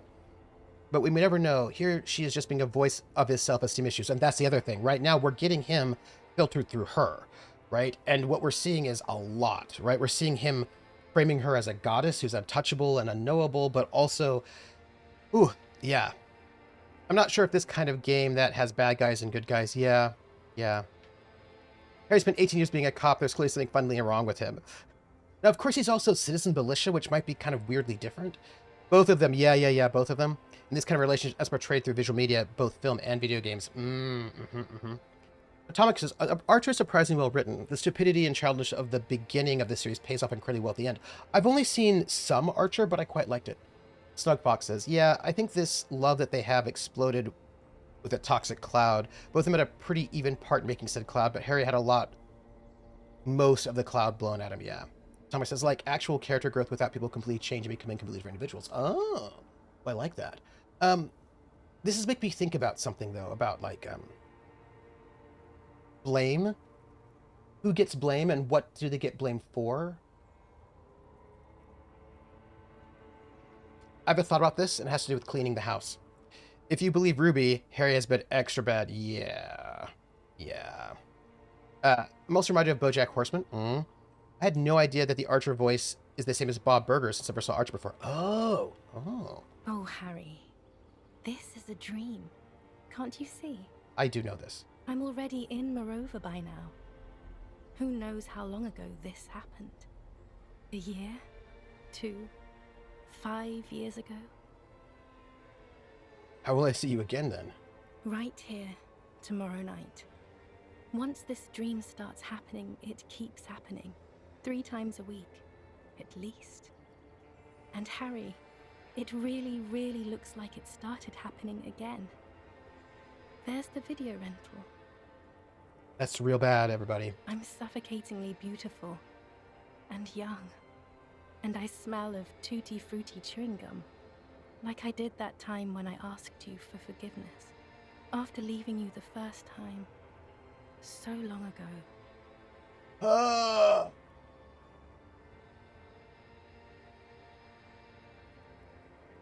This is intolerably bad. Oh yes, this is real darkness. It's not death or war or child molestation. Real darkness has love for a face. The first death is in the heart, Harry. Also, good for listening to the hints. This room only happens if you sleep on that bed at this time. Oh, really? Oh. See you tomorrow.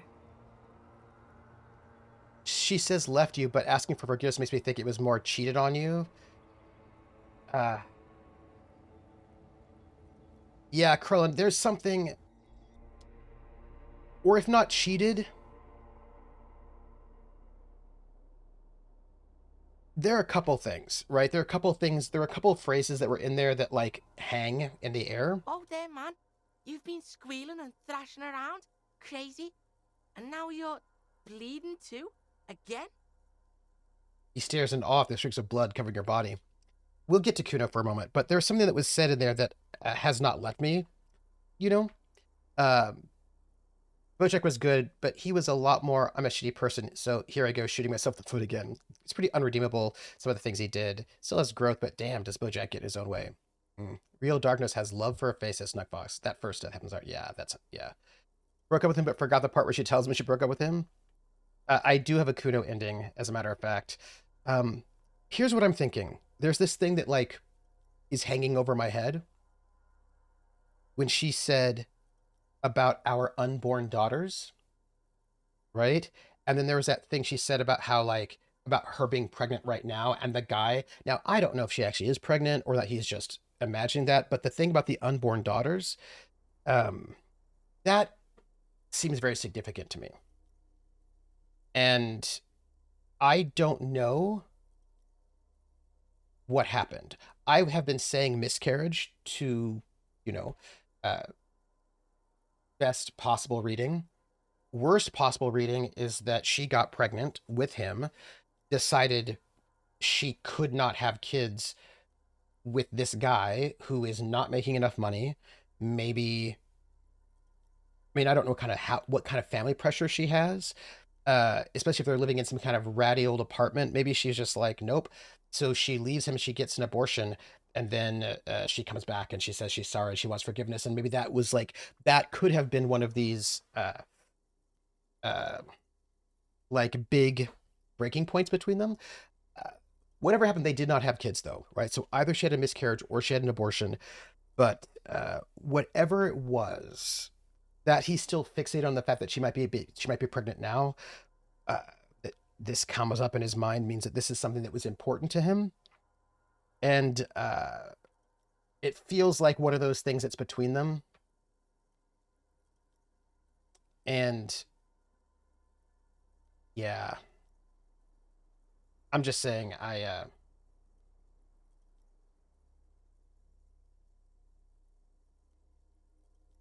yeah, I think there's some bad, and I think it's also possible that just it wasn't anybody's fault, but also both of their fault. Do you know what I mean? Like, there's also ways in which some of these things, like, what if it were a miscarriage? Then that's nobody's fault, but that doesn't necessarily matter. Do you know what I mean? Like, I think that there's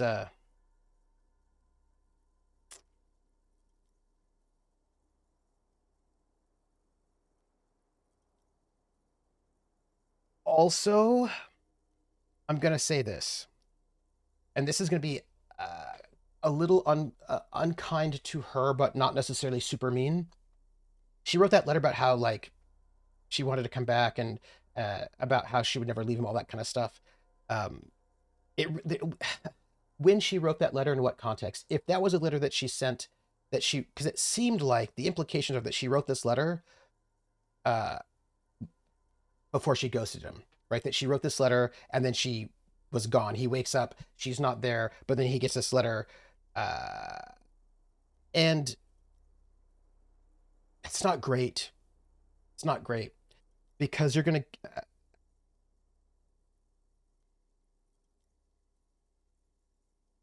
It's not great. I will tell you about a song. There's a song. I can tell you about the very first person I ever fell in love with, but it is not great. Um, but there's a song, "Someday Soon," folk song.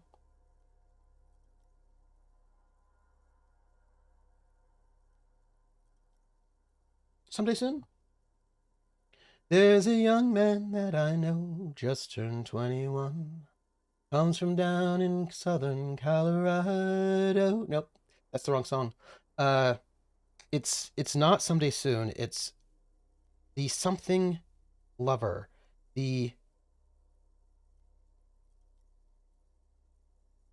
It's by Ian and Sylvia, but it's oh, how does it go? Um, she presumably just left like that, yes, which is never a way to leave anyone ever. But the problem is not that she left, but it's the letter that she wrote, right? So the song is called "The Faithless Lover," maybe. Mm. Hard breakups are always memorable and leave an impact. Yes, but there's also about, this is where I will say, how did you leave, right? Oh, pardon me. Let me get here. I just need my iTunes to show up because I have to find it. I have to find the song. I want to at least get the title because I will tell you about it because this has this like super. If I can get the lyrics, then I can tell you. It is. And Somali Marianne, down by the Willow Garden. Jealous Lover, Someday Soon, Little Beggar Man, Ghost Lover, nope. Green Valley. Green Valley? Hold on, let me hear. It's Green Valley. Okay, so the song Green Valley, let's look at the lyrics. Ian and Sylvia. This is relevant, I tell you. Sylvia, Green Valley. And I want to get the actual words so I can lyrics so I don't get them wrong. Okay, so the song is sung from the point of view of a woman, and right, oh, the first young man that came courting me, I'll make no doubt that he loved me with his false heart and his flattering tongue. He was the first to entice me when I was young. So, right, here's the important part. We're getting there, right? The second verse is, oh, the first 6 months his love proved kind, until at last he changed his mind, saying my parents call and I must obey. So it's goodbye, love. I'm going away. So the guy leaves her, right? It was, I will hold you fast. This is what the guy saying. I will hold you fast. I'll not let you go. For you are mine by rights, you know. Fulfill those vows that you made to me as the bright sun rose on Green Valley. It was on this book, love he made me swear, and those few lines you soon shall hear, that no other marriage was I ne'er to make, and with no other man, all for your sake. Right, so the whole point is that before he leaves, he tells her that he loves her, and he makes her swear that she will always be true to him and that she will always love him, that she'll never leave him. And then he leaves, right? And that sucks, right? When somebody says, I'm leaving you, but I love you though. And I want you to basically never get over me, right? Like you can leave somebody in a way that will give them closure, or you can leave someone in a way that will actually uh not, in a way that is actually kind of cruel and unfair. Uh I think the most memorable how I left moment had to be when one of my exes was gone for a day. Me and four of my pro wrestler friends showed up at my place. We were renting from our mother's apartment. We moved everything I owned and out in an hour. I handed the mom the key, and she just came back to a half abandoned apartment with just her stuff left. Yeah, this Jared's like, so this is like 50% of Irish chunks. It's true. Yeah, I won't go into a lot of detail of what she did that made me leave because that's in the past. But the mom was angrier at her than I was. Ouch, that's rough. Oh, actually, you know what? There's another version of this. Another version of this feeling. This whole conversation has depressed me because everyone leaves me. Hey, we're not here. We're still here. Um, and again, I feel like leaving is better than leaving but not leaving, right? And I think the other song I can think of that really does sort of get this vibe is the Supremes, right? Um, right? Set me free, why don't you, babe? Get out my life, why don't you, babe? 'Cause you don't really love me. You just keep me hanging on. Right, that one right there, right? Where uh you leave, but you don't let them leave. That's messed up, man. That's messed up. Oh man, the opposite can be worse. I have a cousin who was trapped in a love marriage with two. Oh yeah, that's bad. Yeah. I have left and have been left. They both suck. Yeah. But I just feel like I would rather be left and have somebody say, I would rather somebody say, hey, it's over. We're done. Bye. And I'd be like, oh man, that sucks. I'm so sad I've been left. I would rather they do that than say, hey, I'm leaving, but I still love you. And while I'm gone, I don't want you to get over me because at any time I might just come back and we can start again. And if you moved on without me, it would really hurt my feelings. And I love you so desperately. So whatever you do, just don't get over me or move on. Okay, bye. Like, that sucks. That sucks. That is like, that sucks. And I'm going to tell you something. That did happen to me, where somebody basically did that, and I was 18 and did not know better. And let me tell you what, that was rough. that was rough. So I just kind of feel like if you're going to dump somebody, you should maybe just dump them rather than keep them on the hook while you dump them. Atomica says, I can only say that I try to be civil and have had a few amicable breakups, still friends with one of my exes. Other cases, I have used more napalm than all of Vietnam. I have basically had a good breakup with all of my exes except for like one or two. There's also when they're physically there but already emotionally checked out. Oh, that sucks too. Yeah. I'm gonna say, Kuno, I had this fucking dream. Yeah, Kuno saw that. A nightmare about bitches. Just in a grunt in pain. Ugh. Right? Pig takes it like a man. Good for you. Bitch is always trying to damage you with psi weapons. Psi style. You wouldn't believe the shit Kuno sees about C. It's not good. This sea in his dreams. No, it's not. Yeah. Relationships are like milk. You don't go back into the trash a week later hoping the spilled milk will be better. At best, it will be different, but not necessarily good for you. Mm-hmm. Yeah. Which I feel is more what the Supremes were singing about. Yeah, that's right. Yep. Yep. Yeah, when it comes to breakups, fine, you might still love me, but tell it to me straight. Absolutely. Is it over, or do you want us to do our own stuff to perhaps return a few months, years? Don't leave a person who's still hopelessly in love to wander forever until they lose their mind.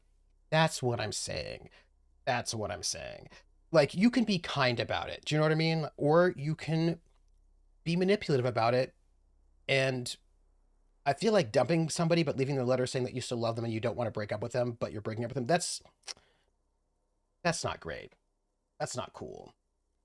Not cool. I don't appreciate Now that. let's get this shit back on the road, yo. Just make sure you don't die. Kuno's no fucking mortician. He glances at my blood-covered hands. Okay. I only have one ex I'm still friends with, but we were very close, to the point I was the best man at her wedding. Just took a few years to get everything to a baseline before building the friendship. I mean, I've actually had pretty good breakups most of the time. Like, I had a breakup with one ex, and we were living together at the time in Germany. We broke up, and we remained roommates. The entire, like just kept being roommates because it was a good breakup. Yeah. Keeping them around like that almost feels like keeping them as a backup in case you get lonely for a few months. Speaking from experience, yeah, it's not a nice thing to do. You know what I'm saying? Like, for me, uh, total empathy. For me, I understand if somebody breaks up with you, right? Like, I understand that because generally speaking, I don't want anyone to be with me if they don't want to be with me. Do you know what I mean? Like, it doesn't, like, that's, like, fundamental is I want everybody to be where we're at consensually, right? I don't want somebody there who doesn't want to be there. But if you don't want to be there, then you should say you don't want to be there. Don't be mean. Do you know what I'm saying? Like, don't be mean. I think that's really what it comes down to for me. Like, you can do this in a classy way with integrity, or you can be mean. Don't be mean. Okay. Where is this coming from? There we go. Okay. Well, we have to find fuel. There's also I have no contact with any of my exes. I don't even know where any of them are or what they're doing. Some of them I don't know, but again, Krellin, I was in the army, so some of these people are exes of mine, and we dated when I was in South Korea, and I have no idea where they are now. So it's easy for me to lose track of my exes, but I've had mostly good breakups. Even when sometimes I shouldn't have. Sometimes it was a little bit too nice, and they did not deserve my niceness, but high ground. Atomic says, oh, I've had something similar, but the breakup was for a different reason. They were transitioning and wanted to start with this clean slate. Yeah. Their father had disowned them. Oh, that's rough. When they met their husband and got married, I walked them down the aisle. Oh, that's lovely. Yeah. Ada says, there's a song called On Hold from the perspective of someone who's been doing this and the other person finally moved on. Oh, Ada, can you drop that song in our Discord? Because I'd love to hear it. Still on good terms with everyone I had an actual relationship with. I'm grateful for that. Yeah. Sometimes I probably should have been a little bit less... I could have been a bit less kind at times, but I just don't really quite see the point in that. Like, I just don't have the time. I don't have the time. Also, this barrel has run empty. There's almost nothing inside. Not enough fuel. I'll have to look elsewhere. I think one of the other things is a lot of huh.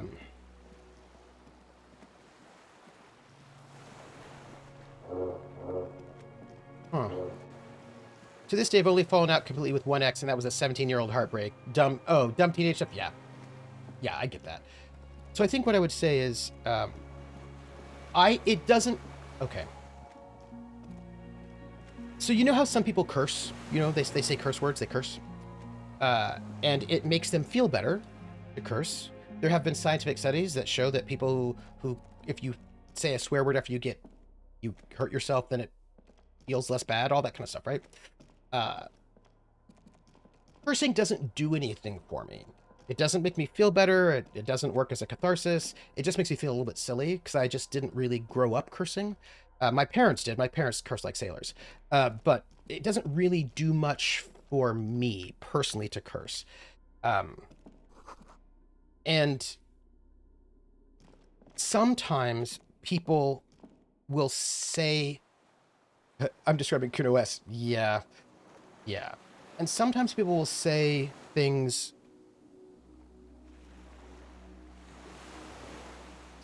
There have been some exes that I could have said some things to that would have been true. A firing slit you can't see inside. That would have been true. And how do I put this? It must have been a hit to take out such a huge chunk. I think what I would say is sometimes it just doesn't. The distant sounds of cargo ships, signal horns echo on the water. I think what I want to say is there are sometimes when people in the middle of the breakup, they want to say these things. They want to get it off their chest, this thing they want to say. And quite often, I will not say those things. Not because the reeds sway strangely. No, it's nothing. I had one of my weirdest breakups in my teens. I think I would have had a different reaction or timing, but I broke up with a girl because she just didn't say I love you to anyone, and I'm leaving her on Valentine's because of it. Hey, she was not giving what you needed. You probably should have broke up. I realize I'm oversharing too many stories, but I'm happy. It's totally fine, Atomica. Basically, Max says I don't burn my bridges traditionally, yeah. Or they are hurt and want to feel like other person are saying too. Yes, right? So it doesn't... basically... if I don't see the point of saying something if it's not going to do anything. Do you know what I mean? Like, if I thought that saying this thing that might be hurtful would do something, right? Like if it would have some kind of positive outcome, then I would say it. But I'm not going to say something that's going to hurt somebody's feelings and then not, like, for no reason. The ice cracks under your feet. Be careful not to fall through. Do you know what I'm saying? Yeah, there are just sometimes I was like, well, this is just not going to do anything, right? Like, okay, I think a really good example would be if I just don't think the person actually cares about my feelings, why am I going to tell them that they hurt my feelings? If they don't care, it's not going to do me anything to tell them that. And I don't think, I just don't know what that would get me. Do you know what I'm saying to you? Do you know what I'm saying to you? Let's walk this way where our dream happened and give ourselves trauma. A strange feeling looking at the water. Maybe you should just wander off into the sea. Leave it all and walk in. I'm gonna raise my sight. In the still mirror of the bay, you see Martinez reflected. Tall edifices of ruins reach into the water, like shimmering towers. And the shacks too. Pine trees and motor lorries, upside down. The writing's very good and I love this voice actor. Look, are we talking normal breakups? Are we talking finding out that your boyfriend is at the party? You told me that you were going to go and he said he was fine with it, with his tongue down a bottle blonde's throat, with his tongue down a bottle blonde's throat. Yeah, those are two different things. Those are very much two different things. Yep. That's also why when I get into a really heated argument with somebody, I walk away until I can cool down enough not to cause harm. You know, Max Ryder, depending on how you do it, that could actually cause more harm, depending on how you do it and what's up going on. Been involved with something similar, but it was more of a mercenary situation. Oh man, I could tell you, Oh man, I've had oh man, I had some moments that were uncool. Some people did some very uncool things to my face, and I was like, "What am I watching right now? Why is this happening? Why, why is this happening right now? Why is this happening? Why is this happening?" Like that. Uh, but it's cold. Uh, I missed a poem. There we go. Uh, we've crossed the bridge. Now stand and watch it burn beyond the point of no return. Yes. I mean, I knew it was a bottle blonde when I poured the cheap beer on her. Rax, you're awesome. I'm having many memories stirred, and now I'm continuing to overshare. It's fine. This is a place for musing. Vulpes says, "Oh, the opening a door at a party to find your girlfriend making out with a friend that was just visiting and staying with them for a while. Yeah. Mm-hmm. Jared says, as someone who used to audition for musicals, you have to have at least Phantom song in your back pocket. Yes, this is true. Someone says, went to prom. Me and my girlfriend at the time were relaxing. A friend came up with a girl, crying behind her. The girl got asked out by a guy. She paid for his tux, limo, ticket, everything. The moment they got to the prom, he broke up with her, went in with his actual girlfriend. My girlfriend turned to me, grinned, and said, go play. Ooh, because that guy was a jerk. My ex-wife got married within a year of divorcing me to the man everyone thought she was cheating on me with. Of course. Mm. Yeah, yeah, yeah, yeah. I went to visit my girlfriend at a different base, so I had to travel all the way down there. We went there. There was this huge party. We were all partying, a bunch of us, right? And then when it was over, everybody had left except for this one person. And my ex was like, "Oh, by the way, we're breaking up." And I was like, "Oh." It was also like well after midnight, so I couldn't leave. I had to stay the night. So I stayed on the couch while she was just having sex with this other person in the other room the entire night. And I was like, oh, I cannot. So I left and I went down to the laundry room and I just slept on top of a washing machine because I was like, I cannot stay. Like, what is happening? Anyway, my point is that's not necessary. Don't be a jerk. You know what I mean? Like, you can break up with somebody, but don't be a jerk. That was a jerk move, you know? I found him on the dance floor during a particularly strobe heavy song with lots of darkness. The only witness is one of my friends who said what he saw was horrifying. Ouch. A few weeks later, I told her I was keeping the dog. I think I got the best part of that, actually. Yeah. Yeah. Ooh, man. Islets and posts, like stepping stones, lead into the water in front of you. Go. Step in. It's been too long. No, I'm going to shake my head on that one. Nope. Not doing anything suicidal. The winch is broken. Russ has eaten what remains of the chain. And by the way, it was a complete surprise. There was no warning. That was just like, surprise. Break up, and now I'm going to have sex with somebody else. Basically in front of you. And I'm going to tell you after you can no longer leave. Like, if I had been told earlier, I could have left. Then I would not have been in that situation. I didn't think that was very nice. The pain in my pelvis makes me wince. Then I continue. Like, just don't be a jerk. Do you know what I mean? What is this? Inside of the fortress, you make out the console and the blast door. Some people just aren't very nice. He saw the kid dancing. He was mad at him because he heard what happened. He saw a strobe, and then I was behind him, another strobe. We were both gone. I may or may not have slammed into the floor and broke a rib. Got trampled during the song and got a broken hand and other minor injuries. I was very different in my teens. Yeah, I've never been a very violent or angry person. This for the win. See, violence is the answer. In conclusion, treat your fellow lovely humans with love, care, and understanding, despite your grievances. Grieve, of course, but do not let your grieving introduce evil and violence to your life, right? And like for me, it's all about like, there is no need to do that, right? Like I would never do that to another human being. I don't care what they did. I would never be purposefully cruel to somebody because I don't see what the point of that would be. Do you know what I mean? Like even if somebody did something bad to me, hurt my feelings, I would never be cruel to them because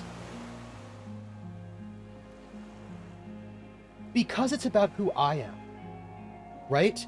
Like what kind of person am I? I am not the kind of person who would be cruel to somebody else just to be cruel to them. I'm not the kind of person who would revel in somebody else's pain or hurt, so I'm not going to do that. And that is a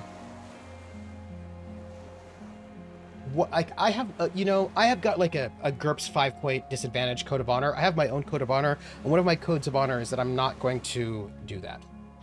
And even though other people might, I am not going to. Oop, hold on. There was a chat moment here. Where'd it go? I lost it. I almost had it. There we go. Aha. No way to jump down here without breaking a few bones. I come by my heritage honestly, and when you make a Sicilian and Irish, there are just some things that are going to happen. That's why my friends are so freaked out about how Zen I am now. It's very violent. I'm grateful I'm come down. It's good. It's a good thing because it's like good for you. Do you know what I mean? Like, hold on. The depot that supplied this chain is long gone from the coast. I remember I had this disagreement with somebody about beating people up. See, as my main song starts, yeah. And this is why you're a better person. You're gonna drink your own bootleg. I would lay my life on the line for my principles of kindness despite wrongdoings to myself. Yeah. For a long time, my code of honor was, I have a clean record. Don't maybe test if I can get away with this. Yes. So like for me, it's about like, I had this conversation about like violence. And they're like, but killing somebody and torturing somebody is fine if they're a bad person. And I was like, no, it's not fine. And they're like, what, you like bad people? It's like, no, it's not about bad people. It's about that torturing and killing somebody is really bad for you. It is not a healthy thing to do for you. I don't care about the other person. It is not something that you should look forward to. It's not something that you should undertake lightly. If you have to do it at all, and you should not do it because you think it would be fun or because you think they deserve it. It's bad for you. That's not a good thing for you to start engaging in torture and murder, even if the people you're doing it are bad people, whatever that might mean. Like it's bad for you. And I've had some disagreements with people about that because they're like, it's okay. I can do whatever bad thing I want if the person I'm doing it to is a bad person. A withered artillery map showing coordinates in the Bay of Rebashal. And I was just like, the master's tools will never dismantle the master's house, Audre Lorde. An old medicine cabinet newly stocked with Dramamine. Ooh. But some people really want to beat up other people and have a justification for it is really what I think it comes down to. Which makes me sad. But let's take this fuel. Shall we? What is this? There's a rain-soaked mattress Ooh. on a concrete slab, only half covered by the crumbling roof. At the head of it, double embrasures, firing slits like two eyes in the wall. This is B triple prime on the island, a nest. Let me inspect the wall. There's a firing slit in the wall in front of you, like a little window. I'm going to touch the concrete first. Quite old and grimy from years without cleaning by anything other than the rain. Let me look through the hole in the concrete. The springs screech as you lean on the mattress and crane your neck to look out. Trepidation, a tingling feeling in your stomach. A small piece of Martinez coastline opens up in the square in front of you, like a tiny landscape painting. 1 kilometer across the water. The ruins look familiar. Ooh, my friend, I think this might be where the shot came from. On the right? The red chimney and collapsed back of the 4-story tenement in front of the Whirling in Rags, Rue de Saint-Ghislain, 10, the doomed commercial area. On the left? A towering skyscraper, its top floors shaved off by artillery fire. Capeside apartments. Rue de Saint-Ghislain, 33A and 33B. And between the two? The box-shaped silhouette of the Whirling in Rags. Its sloped roof, a tiny fleck of light catches your eye on the rooftop. Sunlight reflecting off the upstairs window of Clausia's room. Motherfucker. That's what he would say. Motherfucker, you see in the window or not? Yep. More than that. Kuno, with a pair of binoculars, I'd be able to see inside the room. Kuno fucking knew it. This is a sniper's nest, right? Fucking assassin action. Kuno barely understands what's happening, but he likes the shit out of it. Could this shooter still be here? Where? On this island. Right fucking on. He stops. A shutter. Let's get a move on. We're out in the open here. I'm going to inspect the mattress, though. A single-person mattress. Modern. Civilian use. Brand name. Marjorie. There's a fuel stain on the cover, along with cigarette burns. Of course, Trooper is very giving. I'm very firm. Sean Connery in The Untouchables. Hey, it takes all kinds. There are a few people in the world because I would look terrible in orange. Rissa, that's so good. Rex says, yes, taking pleasure in playing is not healthy outside of consensual BDSM relationships. That is correct, right? Like, if it's all consensual, go ahead, but like, I'll tell you after I read these comments. Vulpus said, I had a young man that worked for me many years ago. Similarly, he was very angry and violent growing up. They realized a lot of the anger was from being closeted and being brought up thinking being gay was wrong. Once he started to accept himself, it was night and day. Yeah. And thus was the early 90s. Yes. Trooper, this is how I suspect you have to teach morals people with antisocial personality. It's not a call to their empathy, but how it personally would affect them. Yeah. Yeah, right? Because if they don't, you may not care about other people, but you should care about yourself, right? In some ways. And I mean, I care about them. And this is the thing I will say. Drill sergeants, right? I remember when I graduated second in my class in the primary leadership development course, which was like, it's the course you take if you want to qualify to become a sergeant. It's like, I have a 250 or something rather. And when I was done, the instructors there, they said that they would like me to apply to become an instructor at the primary leadership development course. They thought that I would do a really good job being a PLDC instructor or a drill sergeant. They said you'd be really good as either a drill sergeant. I remember they said to me, you'd be really good as either a drill sergeant or a PLDC instructor. And they said to me, and we are sure that you are, they said, we're sure that you really want to be a drill sergeant, but we would like you to consider becoming a PLDC instructor instead or first. They were convinced that I was just planning on like scooting out and becoming a drill sergeant, and they wanted to catch me before I did. Yeah, they wanted me to be a teacher, right? Yep. So the thing, of course, what they did not know is that I was planning on leaving the Army. Nobody knew that I was planning on leaving the Army, because if they did know, they would have tried to stop me, which is why I did not tell them that I was planning on leaving the Army. And because I was so high speed, low drag, so hardcore. So I excelled. And because I did so well, everybody assumed I was just going to re-up. So they didn't notice until my re-up window was closed that I had not re-upped. Awkward, but here's the thing.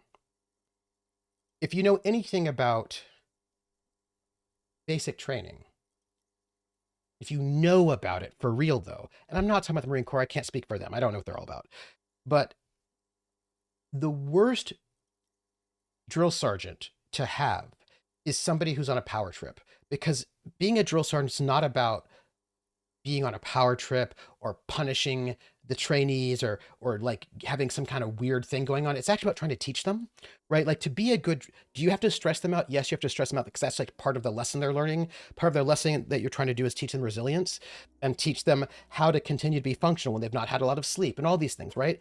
But if you are there because you like being cruel to people, or because you just want to like prove that you're a big man or whatever, you'll be a very bad drill sergeant, because that is not the job. The job is to teach these young recruits how to do map reading and get them into physical shape so they can pass their physical fitness test in 8 weeks time. You got 8 weeks. That's all you got to get them to be able to pass their physical fitness test, to pass all the tests they have to pass, to make sure that they have some kind of resilience so that if they're in a really high pressure situation, they can, like, you have to have a level of a level of care, kindness, and like, you have to care about your students. They're your students. Now you have to perform like acting, right? There's a performance you have to do to stress them out a bit, but that's a performance, right? If you're just there to mess with people, you're going to be a very bad drill sergeant. And the last person you want being a drill sergeant is somebody who's there for an ego trip because they like to mess with people. That's a bad drill sergeant. They would be the worst, right? And it's the same way that you do not want to share the foxhole with somebody who just wants to kill people. That's bad. No, no bueno, my friend, right? Like, yeah, that's all I'm saying, right? Oh, thank you, 545. Thank you, thank you. And an empty can of beans on the ground next to it, filled to the brim with cigarette butts. I'm going to pick one out of the can. The silhouette of a tobacco picker adorns the paper filter, the brand Tio Moteri. Oh, I know that. Contemporary Rivisholians prefer Druan, a local blend from the southern islands, or Astra, the legendary cigarette from Grad. Tio Moteri is favored by older men for its paper filter tips, sweet smell, and added tar. Oh, added tar. That's great. The same rare brand from Land's End before. Interesting. Interesting. Let's turn away. We started at 6:30, so we're going to end at 9:30. We've got 45 minutes. Maybe we'll end the game. I don't know. I don't know. I cannot say. But yeah, that's, by the way, we have 3 skill points that we can use if we need it. We have got a new item. What do we get? Oh, the fuel can. And we've got some books that we can read later, probably.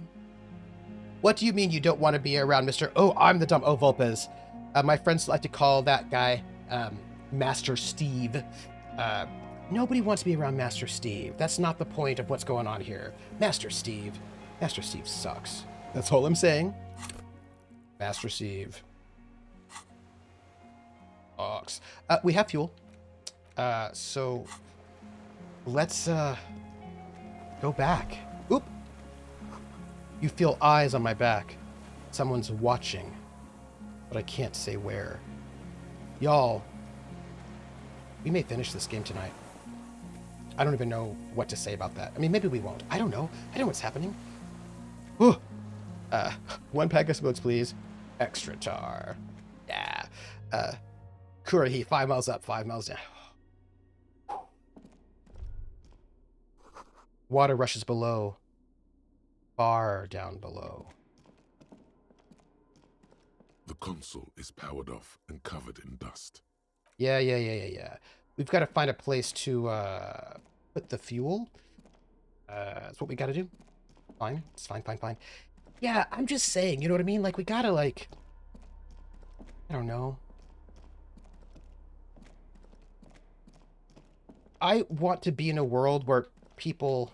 This old cylindrical generator waits with its fuel cap open. Makeshift electrical wiring runs out of its side and across the floor. I'm going to pour fuel into the tank. The boy helps you out, holding the canister up to the fuel tank as you tilt. Dark brown, viscous fluid pours out, and the room fills with a chemical smell. Jer said, the DI and Band of Brothers was one of those types. Yeah, and it's the thing, like, you just don't want people on a power trip in that job, because that's a job that it's a lot of responsibility. I will say, I think I would have been good as both a drill sergeant and a PLDC instructor, and I think the PLDC instructor would probably have been... I mean, I think they both would have been important. Like, if I'd stayed in the military, which I did not, I probably would have wanted to do both of those things, but I would not have had the choice because the NSA had already requested me to go there. I wanted to stay in Germany. I was like, if I stay in Germany, I could go and teach at PLDC. That could be really cool. And I was really contemplating. Was very tempted to stay in Germany, teach at PLDC there. But the NSA name requested me to go and be stationed there next. And so they're like, yep, once you re-up, we'll be sending you to the NSA. And I was like, yeah, PLDC is the course. It's the primary leadership development course. It's the course that teaches you how to be a good leader, right? So if you want to become a sergeant, an E5 non-commissioned officer, you have to go through that course and you have to pass it before you're even eligible to become a sergeant. So it's the course that teaches people how to be a leader. And I would have really enjoyed teaching that course, but once I found out that I had a by name request by the NSA to work there, that I did not have a choice in the matter, that if I re-upped, they would be sending me to the NSA, I was like, yeah, I have to get out of the military. Because... There's a red starter switch on the side of the cylinder and a start rope on the other side. I'll Kuno pull the rope. fixed the switch. I'll pull the rope. The recoil start wakes the old generator up instantly. The machine sputters like an old warhorse before settling down to a rattle. We're in. We're doing this. Okay. All right, let's leave. Though I think he may have been spec trainer because he was supposedly training paratroopers. Oh, yeah. So, instructor, he'd been an instructor. So the thing is, when I was in the military, I was in the military from 1990 to 1994 active duty, and in 1992 is when Don't Ask, Don't Tell got passed. So I was in for the last 2 years before Don't Ask, Don't Tell. Name game. And the first 2 years of A dim Don't Ask, Don't golden Tell. glow animates the console, faint like a ghost light. Urgence ouvert reads one dial key. Allumé reads another. I just got a resub from Simon. Whoop whoop. Simon. The name game. Come on, everybody. I said, now let's play a game. I bet you I can make a rhyme out of anybody's name. The first letter of the name, I treat it like it wasn't there. And then a B or an F, or an M will appear. And then I say boo at a B, then I say the name, then banana, fanner, and foe. Then I say the name again with an F, very plain, then a fee, fi, and a mo. Then I say the name again with an M this time, and there isn't any name that I can't rhyme.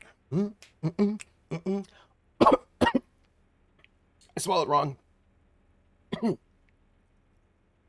Wandering DM. Wandering DM, bo wandering DM, banana fan of a wandering DM, fee, fi, mo, wandering DM. Wandering DM. The name game. Woo! Thank you for that resub. Thank you, Simon. Thank you very much. Thank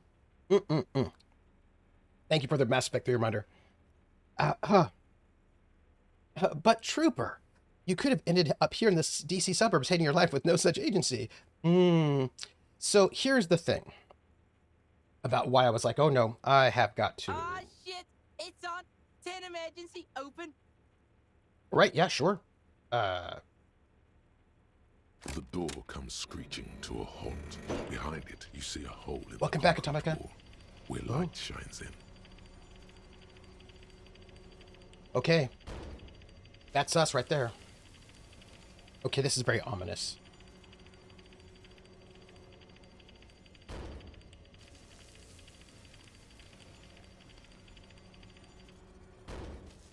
Oh, that's very ominous. Fucking right.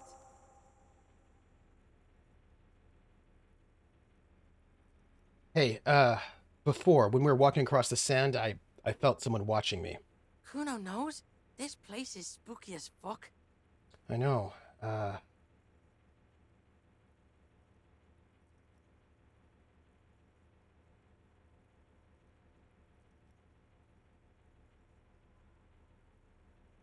There was something I need to do with this console first. Why? The door is open. We can just fuck on now. Yeah, I actually kind of want to push the light interior, though. The lighting in the room turns on with a sizzle, a dim ambient orange. Thank you. Did this open the blast door? I think it already did, right? Try fucking with that one. It's red. Yeah, we did it. It's good. Already did it. Great. I'm going to slide the radio dial. The dial slides under the dusty glass. Yeah. Whoa. Told ya. Military good. mega grade. Also like 400 years old. I know. Okay, good. We're good. We're going to go. I wanted to turn on the light, though, because I was like, we should probably turn on the light, you know? Okay, so, let's finish the story. Also, hold on, wait, we have to save. I'm so sorry. We did not save. We need to save. We just need to save because, So we have to find the murder weapon. Okay. I don't know, y'all. Oof, oof, oof. Walk slow. It might be dangerous. Okay. So, here's what I'm going to tell you. It's about the NSA, right? Normally the military does not do by name requests for people, especially somebody like me who was just a sergeant. But they did. They made a by name request. And I was like, I need to leave the military. And I will tell you why. So, one thing you can know about me is that there are a couple of things that are very important to me. And one thing that is very important to me is my integrity. I cannot control anybody else, what they do, what they want. I can, you know what? I'm not the boss of anybody else. One thing I can control is my integrity. And my honor, my integrity is very important to me. And I don't care, but I do it for me. You know what I mean? A rubber dinghy, it's deflated, broken. So when small white blossoms, flowers blossom all around me. We're supposed to walk slowly. So the thing is, oh, hey, there's a person here with a gun. Quick save. I've got a gun in my hand. I feel like I don't need a flashlight. I might need something else. Oh. Ooh, okay. Am I wearing the things I need to wear? Yeah. Ooh, okay. I've got my communist hat. That's great. I've got my empathy hand-eye coordination. That seems good. Hand-eye coordination. That seems good. Savoir-faire physical instrument seems great. My glasses give me some savoir-faire. I don't know if I need that. I might have better glasses. Inland Empire Volition, absolutely. Interfacing, sure. Perception, boots, that's great. Okay, this is empathy minus logic. This is visual calculus, but no drama. Maybe not bad. Logic, no authority. Inland Empire. Encyclopedia, but no perception. Electrochemistry minus logic. Let's go put on the empathy glasses. Oh, the visual calculus glasses. Let's wear those. Okay. And let's have a different tool in our other hand. We have a gun, and we should probably have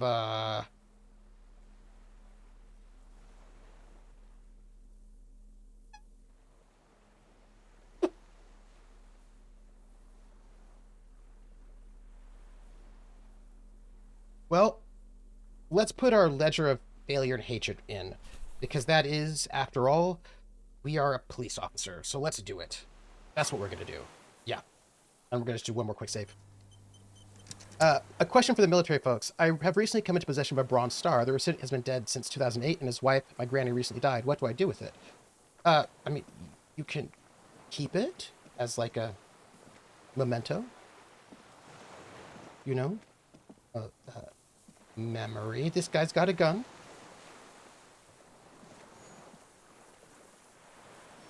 Well, folks. An old man wearing tracksuit trousers leans on the frame stock of his rifle. He gathers a big ball of spit in his mouth. Then spits it out into the extinguished fire before him. He raises his black eyes, hooded by creased eyelids, to meet yours. Okay. We also, Praxis, you can also donate to the VFW, which I think I'm actually eligible to join, and I just haven't ever thought about it. So... Unclouded by cataracts, his eyesight is sharp. This is the killer. He's practically tearing up from spite. Hatred got the best of him a long time ago. This man hates everything. I need to find out what happens. Let's see. Are you the fire guy? The what now? I can't hear you.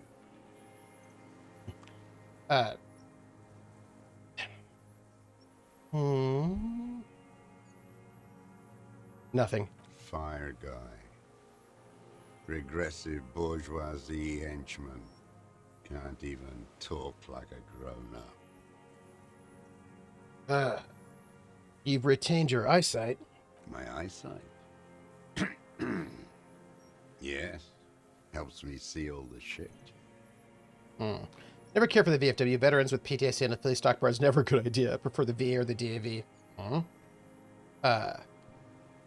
Oh, especially when they rely on the funds from the bar to operate. Oh, a nice gun you got there. It's not nice. It's a piece of shit. But it gets the job done. Is that a Belma grave? It's a Triangong 446. Ah. Southeast Samarin made. Exotic. Must be defunct too. No modern rifle manufacturer of that name springs to mind. Whoa! Massive gun! It was sent to us by our brothers in the Sinyao commune. Military aid. He pats the rifle. It has stayed true to him. He can still make it sing. The Yao commune?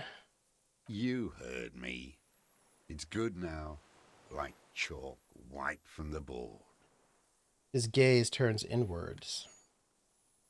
Let's see. Well, your weapon has stayed true to you. Mine has stayed true to me, too. I show him the gun in my hand. Yes.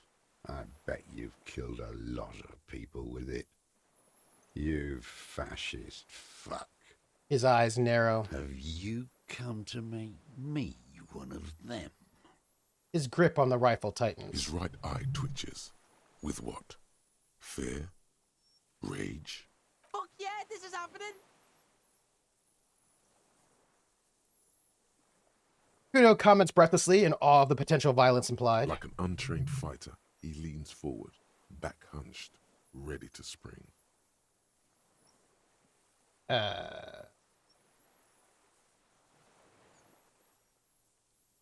I'm with the police. You can keep the gun, but keep it down, not one move. The fuck? Kuno's looking at you like I just shat myself. No fucking way. Not on Kuno's life. He mumbles with his finger pointing at the deserter through his jacket pocket. The kid turns to the old man. Officer Kuno's got his keel 8-9 pointed at your fucking head, and he is gonna blow it clean off if you don't drop your weapon right now! His pointed finger is moving inside his pocket. Even with the intensity he's putting in those words and the fidgeting in his pocket, the kid is unconvincing. Disarmed by a kid? To hell with it. It's a walking stick anyway. It's out of bullets. The old man lays the rifle down carelessly, then looks at it lying there. Like an amputated limb in the sand. He stares on, his wrinkled mouth moving without a sound. A strange sadness, like a song. I'll just let it be. The old man pulls back the hood of his plastic cape and looks up into the sky. Yeah, Kuno's never going to feel cooler than he felt right now, says Valtiel. It's true. I'm going to pick up the gun lying in the sand. His gaze follows your motions. The rifle feels surprisingly light in your hand. Frame stopped and patched in places with tape and wire. Still warm from his parched hands. Not the metal. The metal is ice cold. This weapon has been modified several times. I'm going to inspect it closer. Ooh, I missed that. The rifle's in a shabby state, like a crutch that's seen too much travel. Hieroglyphs are embossed into the forearm, made of walnut. On the butt, you see Vespertine writing, burned into the wood. Triangong, 4.46mm, made in Sinyao. This uses jacketed ammunition, 4.46. The old man smacks his lips. And it's, as he said, it's a Triangong made in Shao. This guy smoked a lot of people with this, huh? No response from the old man. The plastic cape around his shoulders rustles in a small bout of wind. The rifle's been patched and modified several times. Looks like old shit. The old man does not answer. He just stares in front of him. Speaking of military memorabilia, I found... Oh, I just remembered I need to go and... Y'all, you know when you have things you have to do, and then you forget to do them? I just remembered I've got to go through a transcript of an interview I did with somebody, and I need to They asked me to double-check the transcript for accuracy. Accuracy. Big box. Exclamation points. Outwards. Okay. I'll be doing that tonight. I'll be double-checking for accuracy. Okay. I just remember, I was like, oh, dang, I have to do that. Also email. Okay. So again. The old man keeps following your motion with his gaze. His right arm twitches suddenly. I don't like it. Speaking of military memorabilia, I found an old bust pic of my dad in uniform. He's younger in the pic than I am now. Weird feeling, yeah. Some kind of involuntary response. Something is slightly off with his motorics. I realized that I think I'm older than my mom was. I think my mom died younger than I am now. Do you know what I mean? This looked very much like the murder weapon. It could be used against him to get a confession in time. Those words the future teaches you. Real music. Real brilliant good. That's La Réveillère, not your rock and roll misanthropy. Chanson de soldat of the black and whites. I'm not a shit-looking bougie dog. A half-dead police officer who's just doing his job. The job of a bougie dog. What is La Réveillère? It is the anthem of the world revolution. One of 3. His eyes remain fixed on the sky. In Grad, they sang Brave Children, favorites of history. And in Sinyao, it was... some Samaran shit, I guess. La Réveillère. I've heard that name somewhere else. In a dream. Everyone has. They named a fucking perfume after it. No, that's not it. I've talked to her. Talk to her? He raises his bushy brow and looks down from the sky, straight into your bloodshot eye. Yes, I get these cold spells. It's the drugs you're all on. Druggies, whiners, and whores. He closes his eyes in disgust. How does it go, the song? How did it go? Looks at his gun in your hand and shakes his head slowly. Something about shooting rabbits. I don't know. I can't remember. It doesn't matter. It's gone now. He waves erratically with his hand, annoyed that he can't remember. A little tremor passes through him. It was dear to him. He resents forgetting it. Who are you? My name is Josef Lilianovich Dross, Political Commissar of the 114th Anti-Aircraft Division of the 4th Army of the Commune of Revachol. Old guy. I am a deserter, a partisan, and a prisoner of war. This is my termless surrender. His eyes turn to the reeds again, dead and dull. Wait. Like the fucking ancient army. You're a holdover from the ICM, the Insulindian Citizens Militia? Yes, recruited from Jamrock in 07. Trained in the École de Contrôle Ariane. Consigned to emergency defense duties in 08. Isn't it like 53 now? Something like that? I feel like it is. It's been a while. I left my unit on the eve of the landing. When I returned here on May 14th, the commune had fallen.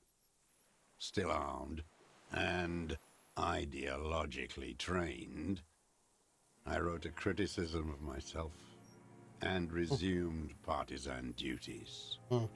It's 51. Yeah, right? 51 minus 8 equals 43. You've been on this island for 43 years? No. I've been on other islands, too. He looks into the fire. A wisp of smoke rises from somewhere between the charred logs. I was in Resurrection until they turned it into a spa in 18. Then I was an E-48, a nameless sound, until the sea washed over it. Then I came back here. That was 22 years ago. You said you deserted your unit? I was just 16 years old. 15 when I volunteered. I had a lapse of faith. And of courage, too. Understood. Well done. I won't explain it to a minion of capital. I've worked really hard to be a good communist guy. Maybe, have a chat with me, How have you survived all this time? How does anyone survive? I steal. What do you steal? Supplies, vegetables. I collect rainwater. It's the life of a dog, not a human being. He coughs once more, then puts his hand on his belly. How's your health? I've been throwing up blood since winter. Red, like beetroot. Been passing it in stew, too. That's not good. He does seem frail, gaunt for his age, more like 75 than 65. Trouble putting on weight could mean cancer. It's no good. Kuno's dad has this shit. Wine belly. The cops can take care of this, right? Medicine shit. With, facilities. Yes, it may be serious. Cancer, even. The police can give you medical services.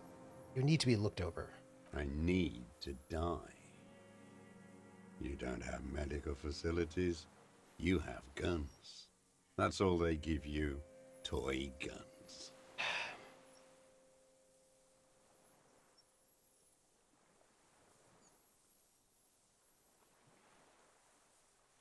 Been coughing blood? Yeah, that's a dying man. Yep. The extra tar helps with the lung. Mm-hmm. Look, this is a serious situation. You need to be looked over, and we can do it. There's nothing to look over. The triage is in, and it's black. Administer morphine. Moribund. We have Dramamine and other opioid-based painkillers. You must be in pain. I have been running out of that stuff. A light goes on in his eyes. He smacks his lip dry. How have you coped mentally? I haven't. I have holes in my brain. Years missing. Others filled with pain only. A decade of...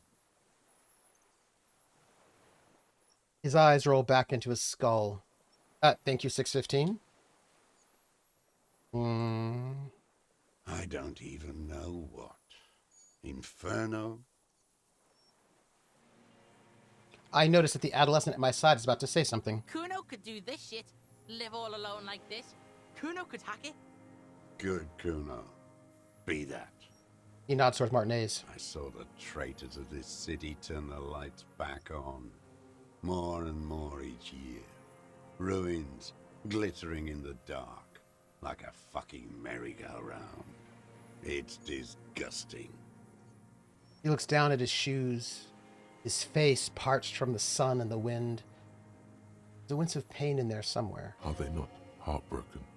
How could they have moved on? What is this place? This island? It's not an island, Dwat. It's a defensive fortification of the commune of Revachol. And I am its last surviving defender. What was it used for? The congenitally deformed King Philip II built it to restrict access to the Bay of Revachol. We captured it in '02, retrofitted the fort with an AA gun to defend against an airborne landing. Against the whole world. You mean the landing? Retaking of Revachol? Coalition military called it Operation Deathblow. I later found out on the radio they called it Deathblow. You're one of them. Tell me, who speaks like that? We had 50 million people on Caillou alone. First, I'm not one of them. Sure you are. You're RCM. Answer me. Who calls an operation against 50 million people Deathblow? Murderers. I know what you mean. You don't know. You haven't seen it. Iblis, Iblis? the black-eyed angel.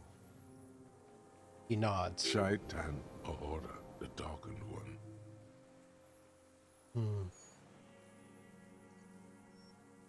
How have you concealed yourself all these years? It was hard in the Thames. I didn't have partisan training. They were searching for stragglers, those bloodhounds. He closes his eyes. Floodlights on the water at night. What was it like? What was it like? There was hope. A little hope. They needed to snuff it out. Martinez and Coal City were turned to dust. But Jamrock, Forburg, even Coron, and Boogie Street, of course. Those fucking kips had Krasmasov coursing in their veins. And others too. Some cordons of Revachol was still fighting. There were cells. I tried to contact them. Soon they all went silent. The frequencies dead. How did you get between here and the mainland? At night, I used a dinghy. I only went after dark then. When I got to the city, I stayed underground. Patrols, you lot, the commons too. They'd started snitching. So in the city you move underground? From bunker to bunker. Not anymore. No one cares now. I don't even have to hide. They think I'm another antisocial vagrant. I could walk straight into that town if I wanted.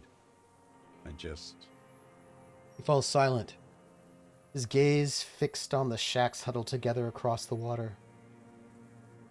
Why don't you just walk there? I don't want to. They're all traitors. Pigs, rabbits, and dogs. Men without ideals are only animals. He does not want to see life moving on. People forgetting, drinking, laughing. The weapons cache under Saint-Gislain 22B. In the basement. Have you been there? So you finally found it. There must have been a small squadron's worth of arms in there. Elmer Graves, right? They were damaged beyond use. I know. So you've been there. Sleeping. Some nights. Ammo scrounging on others. Those McGraves were shit, even before they corroded. Some had bullets in the chamber, however. You feel the dots connecting.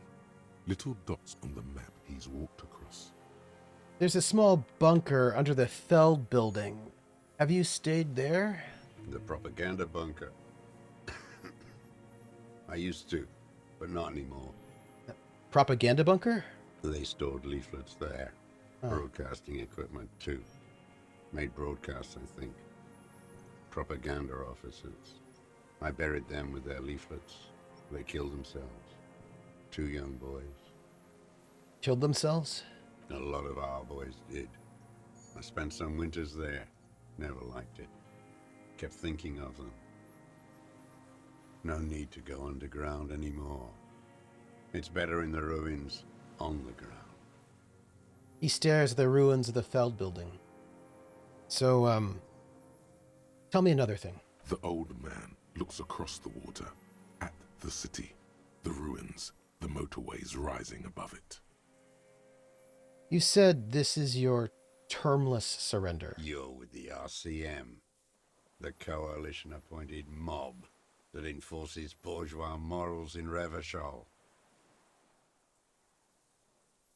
I'm not coalition appointed. I just try to help people. You're the RCM. You represent the Moralist International, the enemies of humanity who took this city. I represent their adversary, le Parti Communiste d'Insolande. Take me to them as a prisoner of war. I have relinquished my weapon. I can no longer serve.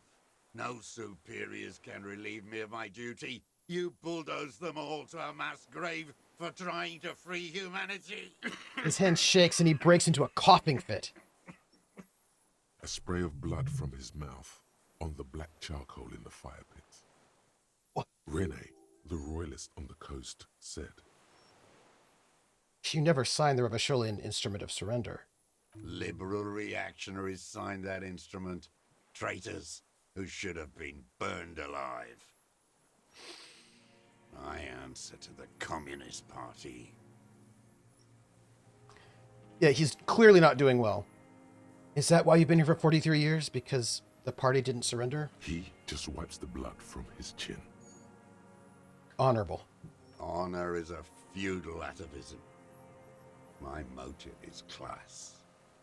So, you're a communist soldier from the communist army. No, I am not a soldier. I am an ideological officer. I belong to the party, not the army. Understood. Like you belong to the Moralist Party. I don't. Just so you know. Again, you've been hiding here for 43 years? 43 years and 10 months. I don't even know what that is. It's inhuman.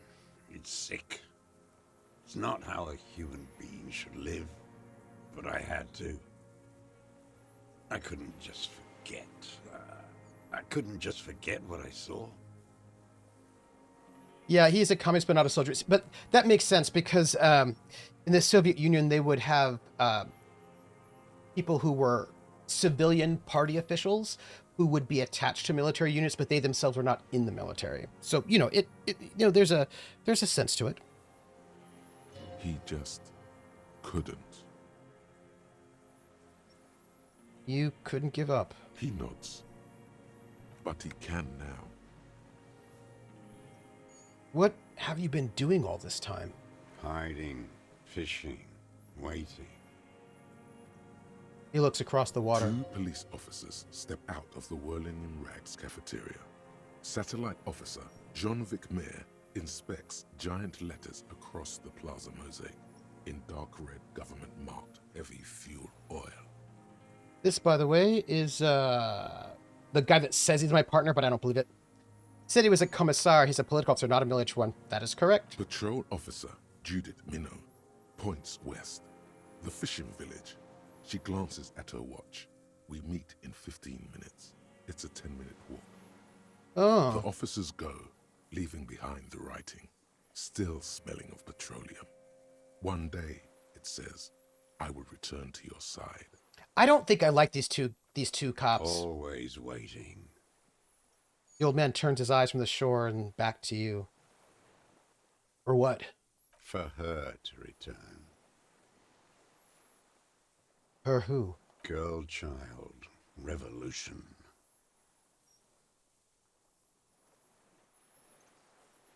Clement, thank you. She better come. I too have given my life to Mazovian socioeconomics. A waste. The material base for an uprising has eroded. The working class has betrayed mankind and themselves. Revolutionary girl, The Utana. historic opportunity for a revolution has passed. It will not come back anymore, however hard I try, whatever I do. I have another serious question for you. There's nothing serious in this world. It's a farce.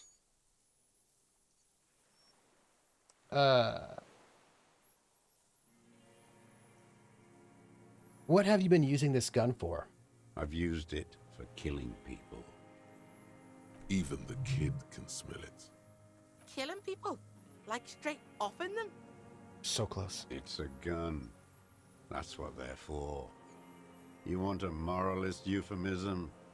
defending your family and your property. I haven't done that. I've used it to kill people.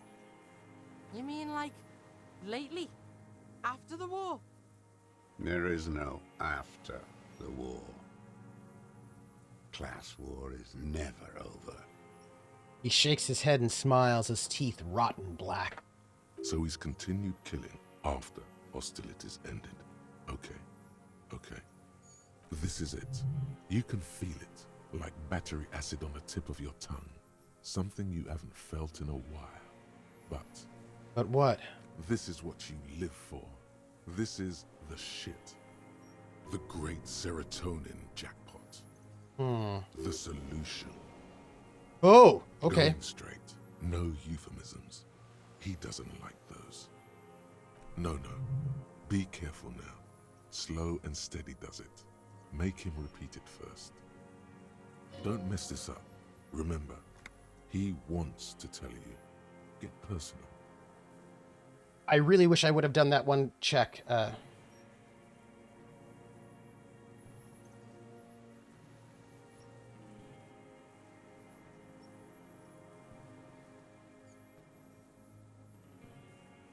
Did you use that gun to shoot and kill a colonel of the security contractor at Cornell? I don't know if I should say that just yet. Wait.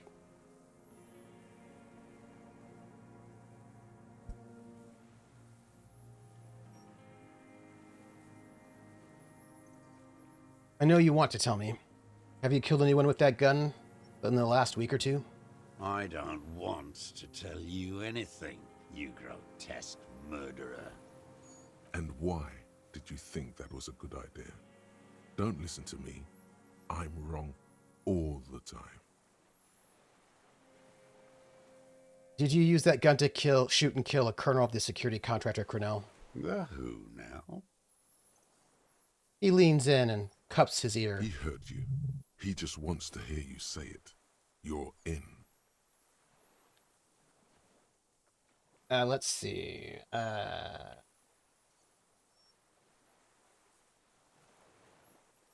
Fascist death squad who took a bullet in the mouth on the night of March 4th.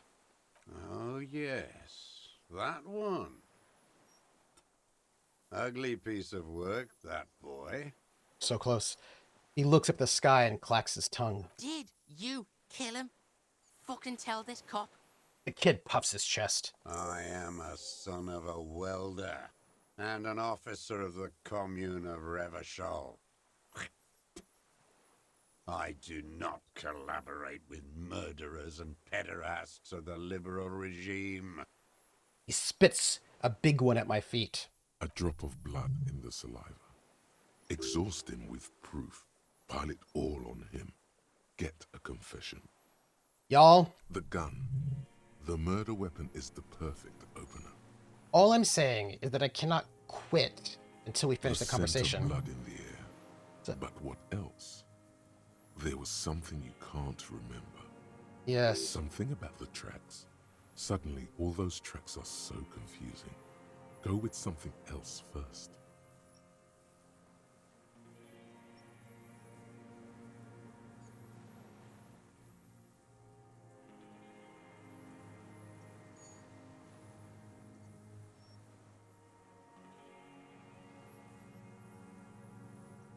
Oh, okay. What am I forgetting? I'm gonna hit myself on the side of my head. Wait, here it comes. The goddamn Maybells. The dried Maybells on Clausia's roof. Oh, yes. There were Maybells in the grass when you got here, and Maybells on Clausia's balcony. And nowhere else. Nowhere in all of Martinez have you seen them. Wait, don't forget the footprints. The diagonal prints in the dust in the secret space behind Clausia's bedroom. Now, they're gonna come up. Of course. Thank you. Thank you, Head. Thank you. Thank you. You got it. Remember, the boot prints were like no modern soul. Okay, I don't know. I imagine, Rissa, that once we get out of this conversation, I don't know what will happen. We'll probably come back to this next week, but Maybe we'll see. don't beat yourself anymore, though. Yeah. You're not immortal.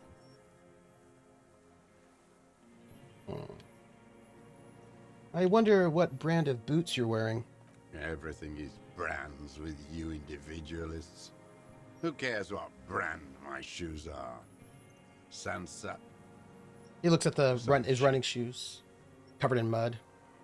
Show me the soles of your shoes, please. Fucking imbecile. The old man stretches out his leg. A black and white spiral pattern covers the sole of the worn-out, old running shoes on his feet. The maker is called Sensorique, and the size is 42 to 44.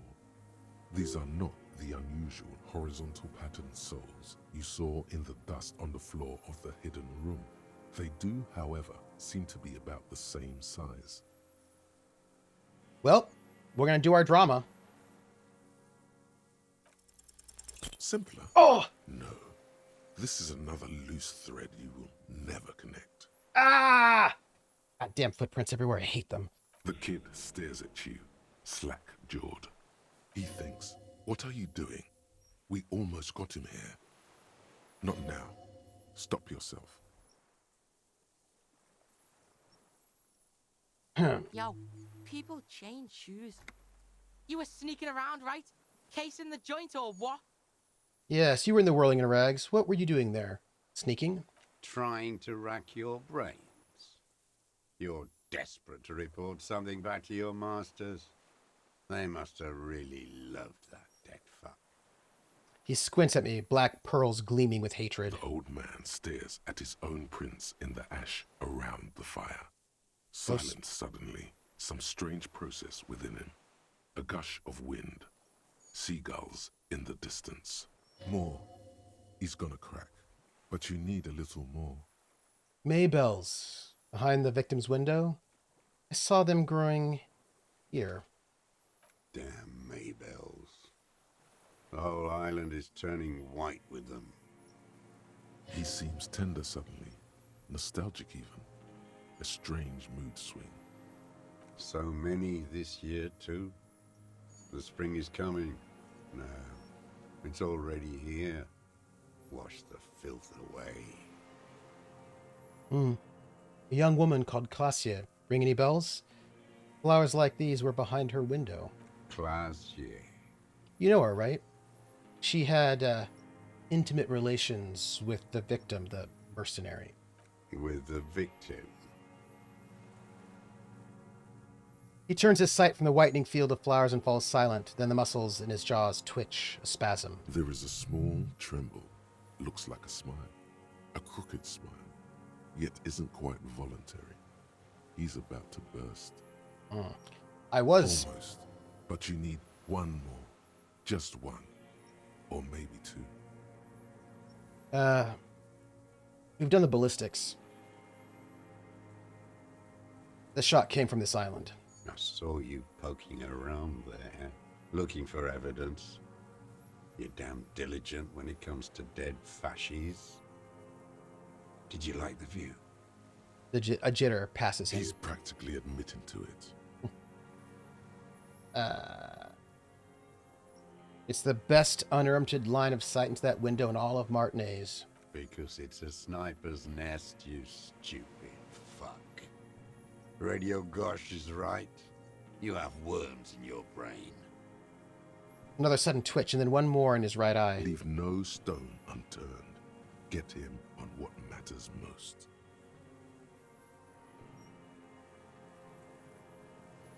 I don't need your cooperation. I've got this. And I'll show him the weapon. Got nothing to say about that boomstick, huh? You choking? That's the stick that did it? Yes, it's a real gun. Not like that little musketeer pistol. I've seen you prance around with that. Jumping hoops for the liberals. You look like imbeciles. Why don't you ask them to give you real weapons? He chortles. Going against automatic rifles with these toy guns. Of course you got those boys killed. Damn, he saw you. He's watched it happen. He would have a good view of the tribunal from here. It's not just empty boasting. Then he should have seen that I stood up for people. So he saw you. Okay. So what? Don't let it divert you. Stop squirming. I have the murder weapon. You let them all die. Pranced around, let your little friend be shot too. I didn't get a good look at that. Tell me, did he bleed out? Shut up. I'm calling it. I have the murder weapon. Who are you trying to prove this to, huh? Your friend? He's not here. He's dead, isn't he?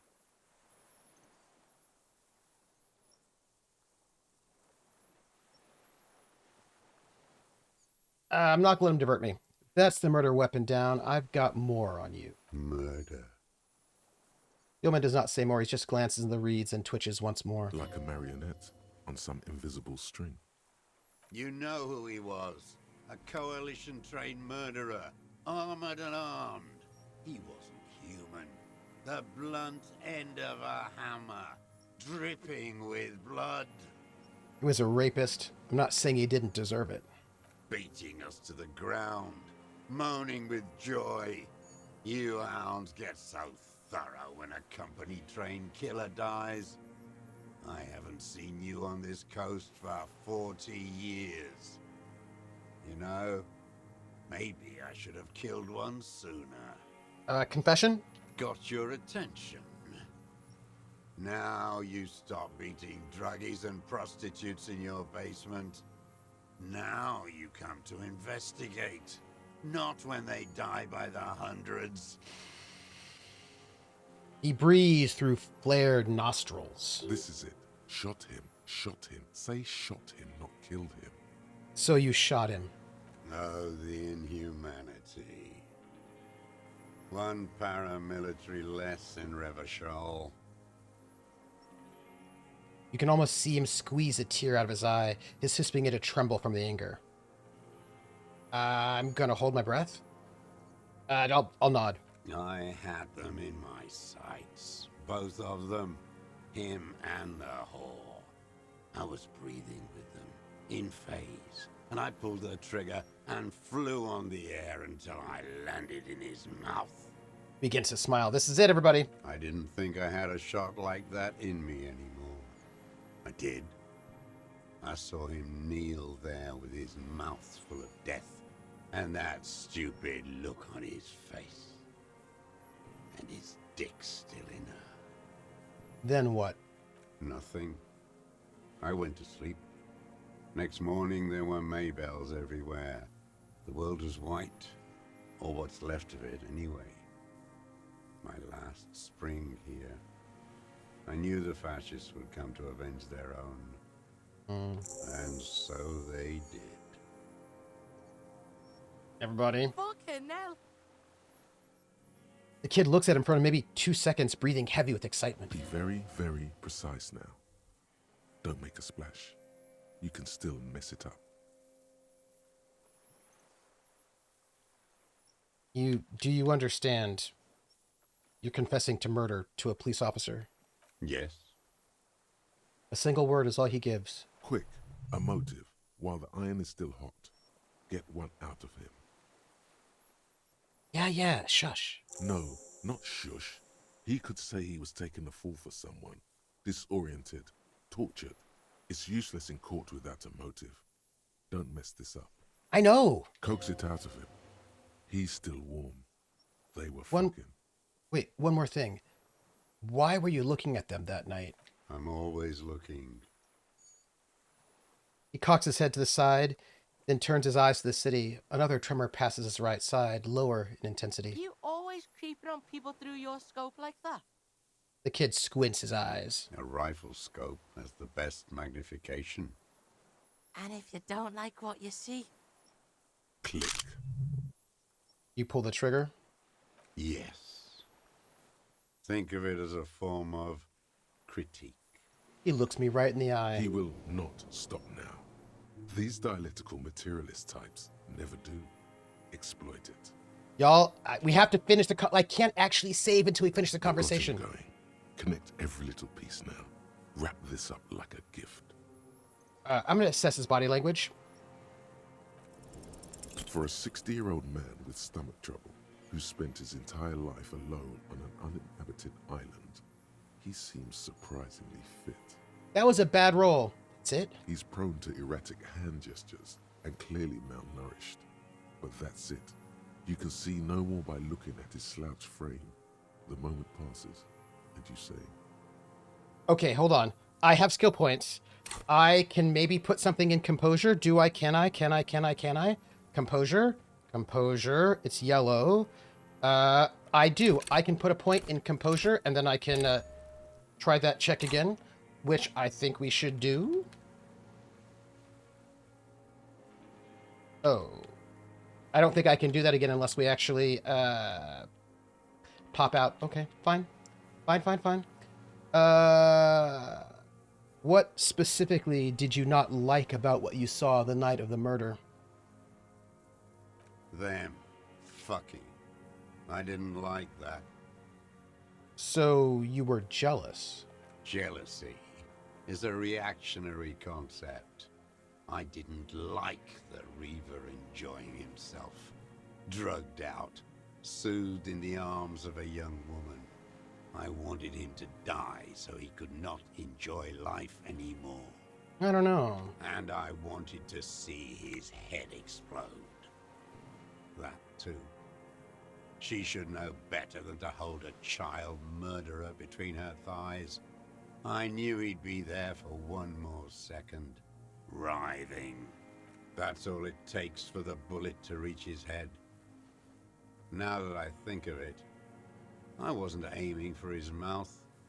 I wanted his brains to spill out on her. But you can't have everything. He's got problems. this man has seen past her, like you did. And now he longs to see her covered in blood. To punish her. How long had you been watching her? Since she came to Martinez. I saw her sneaking in the reeds early in the morning, behind the Fell building. It was dark, still winter. She didn't have a skimpy outfit on then, just a spot in the night, moving, What was she doing there? hiding something in the water. She had a fag after she'd done it. I was up in the ruins there. She couldn't see me, but I could see her, smoking. She was nervous, but not scared. Look, I'm going to finish the stream as soon as I can, just so you know it. Her passport and tickets to Villiers. And from there to Cachet Brut. I asked him what he thought she hid there. In the free state of Seminine, hidden away at the edge of the earth, near the Pale. This is the hidden boy she told us about. You looked into it. After she was gone, Did you find the materials? When I found the submersible, it was empty. no. Why would I do that? I didn't need tickets to Villiers. I put them back. If I wanted to extort someone, I'd do better. This implies that he's thought about extorting her. Also, a little inconsistency here. He was surprised to hear her name Clausia before. Would he not have seen it on the documents? You saw her name on the passport, but before, when I said her name was Classy, you didn't seem to recognize it. You didn't say Clausia in there. What did it say her name was in the passport? It was something. I don't remember. It was dark that morning. I only remember her face on the photo. Are you sure I checked the submersible? There was nothing there. Why would I need that trash? I'm not going to Villiers. He looked to the reeds, confused. A strange confusion comes over him from time to time. Huh. Some kind of aberration of the nervous system. Moving on, did you continue watching her after this? I did. Yemo smiles. She had a face like an archipelago with those birthmarks. And a body hard and lean and bruised all over. Black and yellow. Reaper? I could see she's taken a beating. I could see who she was, too. A spook. On the run. Revachol's the cloaca of capital now. All the bagmen and arms dealers end up here to do drugs and have sex like animals. Little judgy. The bruises. Can you make that out in a scope? And the fact that she was a spook. How did he come to that? First, you could tell she was a spook from the documents? She had different color hair on the photo.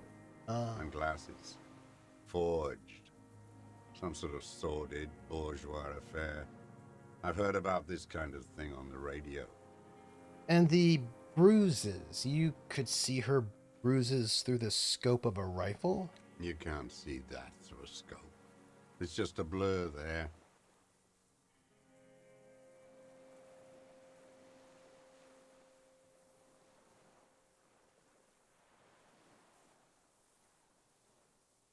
Well, this can't be retried, so, what is that? That's reaction speed? I'm gonna just, I've got points, so I might as well use them, right? Might as well use them.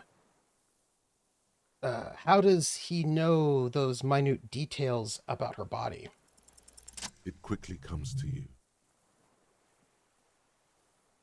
I already had a fail on it, too. Ooh, but I got this one. Yeah. The bruises on her body, any chance you've seen them through a hole in a wall? Oh, yes. Cutting those drugs of hers into little lines with a knife. Masturbating. Oh, I only found out two. Oh, thanks, Krellin. Two's obvious. So you're right. You're right. Thank you. I thought that I had to make a bigger number. Thank you. You made that hole? With a clip point knife. Good for listening in, too. For hearing the moaning and the snorts. Ever see her through a window? On a roof? Like that, too. Yes. Bending like a bow against the glass. So you've been through the secret route behind the whirling in rags. Those were your footprints. There. You just changed your shoes. I've been through all of Martinez. Every nook and cranny. And that too. Yes, that too. The things they did in that little room. What she'd do to feel good. Funny the way light works. He shakes his head almost in awe. You turn it on inside, and it gets so dark out, you can't see a man looking in. It's true. I learned that in the 20s, when they were still hunting me. I've seen people do some shit, but... He keeps shaking his head. Those two took the cake. Yeah, the lightning gets shit going. Speed freaks fucking in the bushes. He must know his way around a creaky floorboard and a rusty hinge on a door. How did you get in there? The hidden pinball workshop. I can just walk in there now after a good wash. I told you, they think I'm an antisocial. Closing hour is a good time. The kitchen's empty. And the door? The steel door in the kitchen. How do you open that? I got that open a long time ago. Some bourgeois game merchant lived there. I don't know, 15 years ago. He left spare keys all over, and I took one. Then I saw her turn the light on one night in my scope. He points toward the whirling in rags. Andy found use for it. A spare key, like the one hanging behind the Union box window.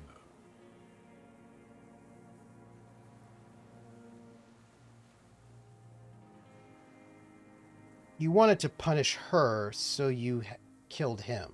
She practically breastfed that man. You wouldn't believe the things she let him do to her. Okay. He shakes his head and stares at the You ashes. stare at them too. In your mind, her innocence day still turns to leaf. Airport bag in hand. Silks flowing in her wake. Yeah, this has got nothing to do with that. I'm going to try to forget that. It's no good, Harry. Her voice rings in the evening air. It smells of burning buildings. I'm going to just say The nothing. old man raises his gaze. Something glimmers in the corner of his black eye. A bitter taste on his tongue. You had feelings for that woman. There's nothing to hold on to. Only this. It's not enough. The coals of his eyes glisten suddenly, like stones dripping with water. Is he crying? Man needs to feel something else. In this fight, it helps if you have your eye on something there. It's weakness, I know. Was that why you left the dried flowers behind your window? No. Starts to shake his head again. A sunflower on a withered stalk. Why then? I don't really know. I was there one night and she was crying, like a child, in the corner of our room on the floor, like she does sometimes. When was this? The day after I killed him. And you brought her Maybells. Yes. I don't know why I do the things I do anymore. It's as if something put the thought there to leave the flowers. Something put the thought in you, a compulsion? What do you mean, put? He raises his eyes. They're round and wide. A brief flash of terror. I just got this feeling from what you said. You agree? Maybe. I told you, I have holes in my brain now. I wouldn't just sit here waiting for you. If you came 10 years ago, I would have killed you. He wipes his eye. So, in conclusion, it wasn't about him, it was about her. Her. He repeats, staring at the ashes, then the reeds. There's a twitch in the corner of his eye. It was about bitches. The boy nods grimly. There, motive, detective. We have it. Where is she, that Clasier? I haven't seen her there for days.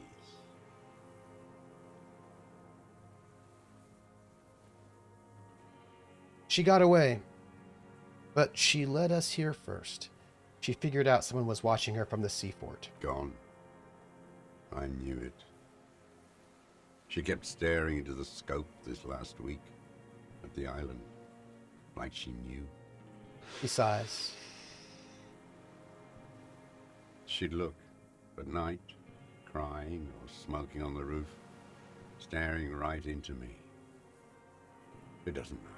He adds, to no one in particular. Across the water, on a dilapidated jetty in a nameless village, made of grey cinder block houses with Eternite roofs, 2 police officers and 1 special consultant look across a narrow strip of sea.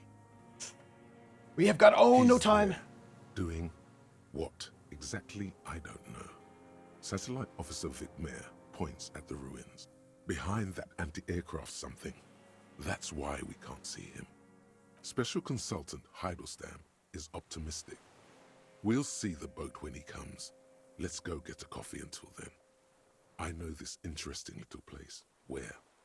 His voice trails off as the 3 walk down the jetty. As the men go, Patrol Officer Minnow looks back over her shoulder at the crumbling fortification like a rotten tooth rising out of the water. All this makes me so excited for the new game Hopetown, made by most of the same crew of this game. Me too. Good luck, Harry, she thinks. You need something good for this. I suspect I'm in trouble, We can totally get more out of him. He's squealing. the kid Who whispers. knows what he's seen and done over the years? You could get more out of him. He likes talking. Good. Enough. Take him in. Bend his arms behind his back and end this. I'm going to try my composure one last time. What strikes you about this gaunt man is not the stomach pain, or the cough, or the malnutrition. It's precisely what you could not see before. For a man who spent 44 years hidden in the urban wild. He's surprisingly okay. Indeed, he speaks fluidly. His movements are rapid, if erratic. His voice, despite the cough, is there. It is capable of expressing complicated ideas. Above all, he seems animated. Animated? By what? It's a mystery. This animation comes at a cost too. Erratic hand gestures, thought processes cut off like threads, as he just stares at the logs or the reeds. He also suffers mood swings, bubbling to the surface, unconstrained by his nervous system. Great leaps of emotion, from anger to grief, despair. Dementia? You've seen demented people before. This feels similar, yet different. When his thoughts move, they are lucid, keen even, not senile. Wouldn't a foul temper be a byproduct of his life? Perhaps, but his seems more than that. The inner turmoil takes unexpected turns, as if forced on him in a way. Well, that's weird. In summary, you sense some underlying neurological disorder. Mr. Dross, are you okay? How is your memory? No, I'm not okay. I shit blood, and I'm surrounded by insane people. Fair? Fair enough. Here it is again. Erratic hand motions, bouts of rage, and the stomach thing too, of course. Have you been looking at anything else you haven't liked? A tragic comedy. Druggies, prostitutes, and rentiers. It's so good. A strange little engine seems to fire up in him again. It straightens his back. The familiar put of hatred. Yeah, more specifically? Specifically, the whole city is a charnel house. Stripped clean and draped in neon. But Martinez is the worst. He shakes his head in grave disgust. Well, how come? Because of the racists. Everyone is a racist in Martinez. It's their favorite thing to do in the whole world. Listening to race-themed radio shows. In the ruins. In their lorries. He points inland. I will 100% at least record my own playthrough of Hopetown. Yes, and let me know. Maybe not for people, but at least for myself to look back at. These games are so valuable to me. Just looking back at them is so valuable to me. Yeah, I get that. Pump full of steroids and Radio Revachol 92. Race this, race that. It's all sanctioned by that Social Democratic Union and the farce of a Social Democrat who runs it. Mr. Clare? Yes, the fly larva in his container. He let some nihilistic advertising yuppies erect a statue of Philippe III, a syphilitic murderer, on the town square, to spit on the working class. We have 3 minutes. I'm going to let him finish. Do not interrupt. Not since the serfs of ancient Pericarnassus has history produced a more inert social class than the Martinez proletariat. The rest of Revachol at least pretends to rebuild. These people still live in ruins. Carl notes that I might be watching CR alone tonight because you watched it on Beacon, need to go to bed early. And Hawkeye said Gen Con. That's fair. That's fair. Okay. I'm excited. Intense, like animals. Like those boom morons on the ice. A pity they didn't drown in that tent of theirs. He keeps shaking his head with sorrow for all this, for the sight he missed. I'll nod. The worst of them is the blood-drenched Sucrion on her yacht, licking her lips. The old whore's gone now. Her gun-toting porcelain men are dead. So, actually, no. The worst is that old cock parading around in his uniform, throwing balls all day. It's not enough that the racists and liberals are dancing on our graves. The old loyalist ghouls still parade the ruins too. Every morning he's there, while the parasites he fought to protect are off in Ozon, or Quayamoran, or some other island they built their palaces on, feeding on drugs and having sex with their own children. Okay, then. That's all the rich really want. Sex with their own children. Throughout history, even the royal bloodline of the suzerain, it's all just an excuse for them to have sordid sex. At least that old cunt Frisell is now dead. I'm just going to nod on that We one. did good when we pushed him under that horse car.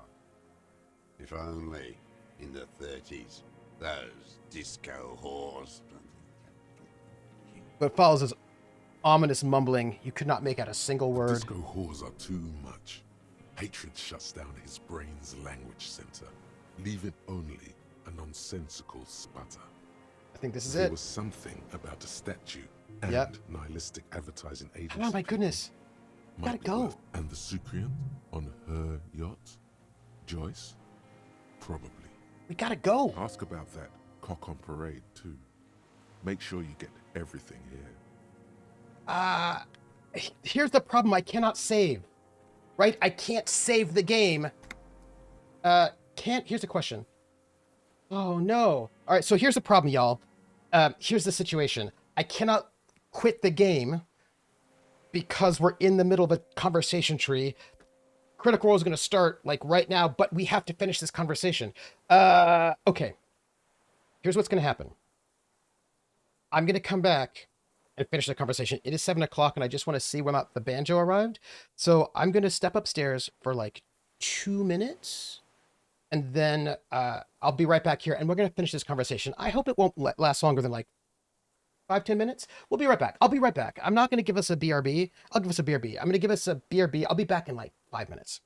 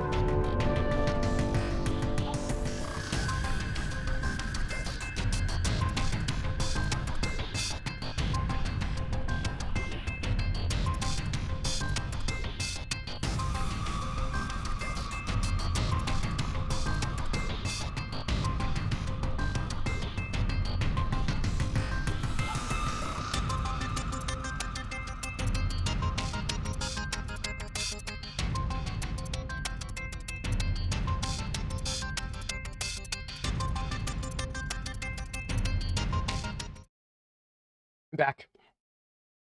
I had to check because they said that the banjo would be here by 7 p.m. and I just checked it. It's not here yet. Some card is opening. Thank you. Especially in a story every game, is you can say between each dialogue option, right? At least the easier difficulties of a game. Maybe on normal hard you can constrain that. You can't say more than every 12 hours. I mean, something, right? I got chips. Okay. We're gonna go with. So anyway, it was supposed to be by today by 7. Not here yet. Still out for delivery, so I missed it.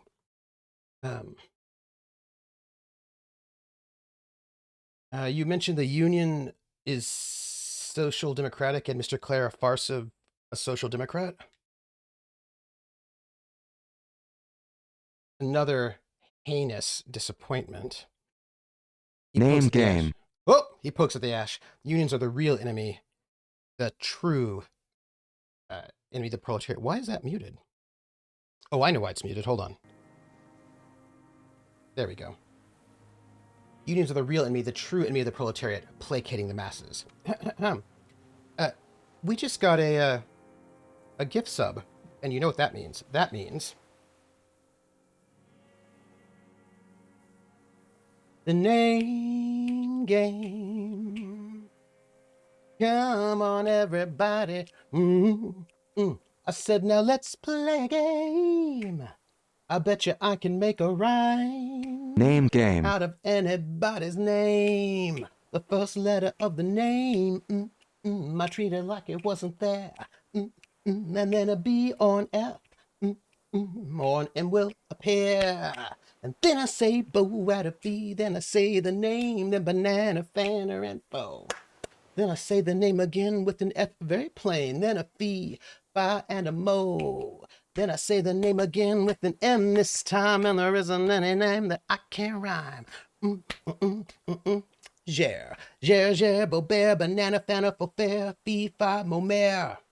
Gere, Dema, dema, bobema, banana, fanner, fema, fee, fi, momema. Dema, The name game. Hey, Hey, Dema, so good to see you. Thank you for that gift sub and also for resubbing yourself. It's so good to see you, Dema. I've missed you. Thank you, by the way, Wandering DM. Put myself in the right scene. Okay, so my banjo's not here yet, but this guy, my Everard. I hope we can get good stuff. I hope. How you doing, Dema? These probably your top 3. It's so good. It's so good. Disappointment. So personal. He displays a familiarity with the Union's top brass. Who's a disappointment? Everard Clare? That deformed toad? I wouldn't expect him to wipe his own ass. I mean, the brains of the operation. The smart one. Oh, his twin. Edgar. You mean, Edgar, Everett's brother. He talks a big game about uprising and social base. They must have sent the smart one to some university in Le Jardin, where it's alienation this and hegemony that. You've talked to Edgar? First against the wall with him. He stopped poking the ash now and just shakes his head. The Clears know everything about Martinez. Of course they know him too. Maybe they asked him to. Have you approached them? I haven't approached anyone. I hid. It was Edgar who came to me. How did he know you were here? He didn't just stumble in like an oaf. He figured it out. Some kids told him about a monster on the island. I told you, he has brains. He points the path leading to the tower. Snug says, Disco's one of those games where I recognize it's a game, but will 910 present and describe it as an art piece rather than a game because it suits better. Well, you know, look, Snug, I actually think most things are art. I don't think that being a game doesn't mean that you're not art. Do you know what I mean? I think that some things can be bad art, but bad art is still art. And a game is made by artists. You know what I'm saying? So anyway, I just tend to be a bit more liberal with the definition of art. Stepped right off the boat and walked down where you came. I even kept the door open for him. Thought he was a man of the left. Wouldn't rat me out. I was right about one of those things.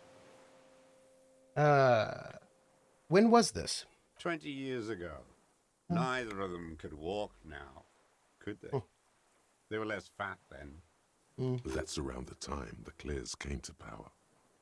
What did you talk about? Edgar did the talking. Paid his respects like I were a fossil in a uniform. Offered platitudes about the struggle. Flaunted his pink degree. Even quoted Marzoff. Hold on a second, y'all. Wait, give me 1 second. Hold on, wait.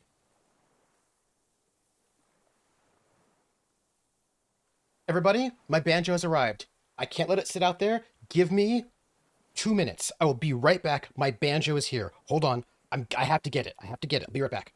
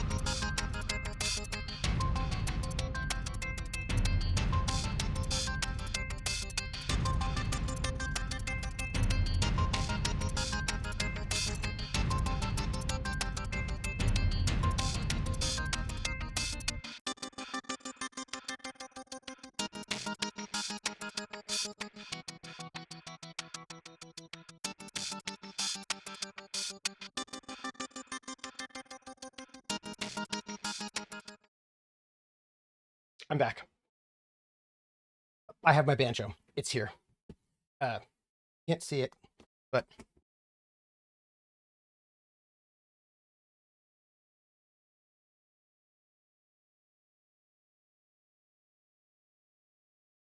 I'm not going to open it right now, even though I want to.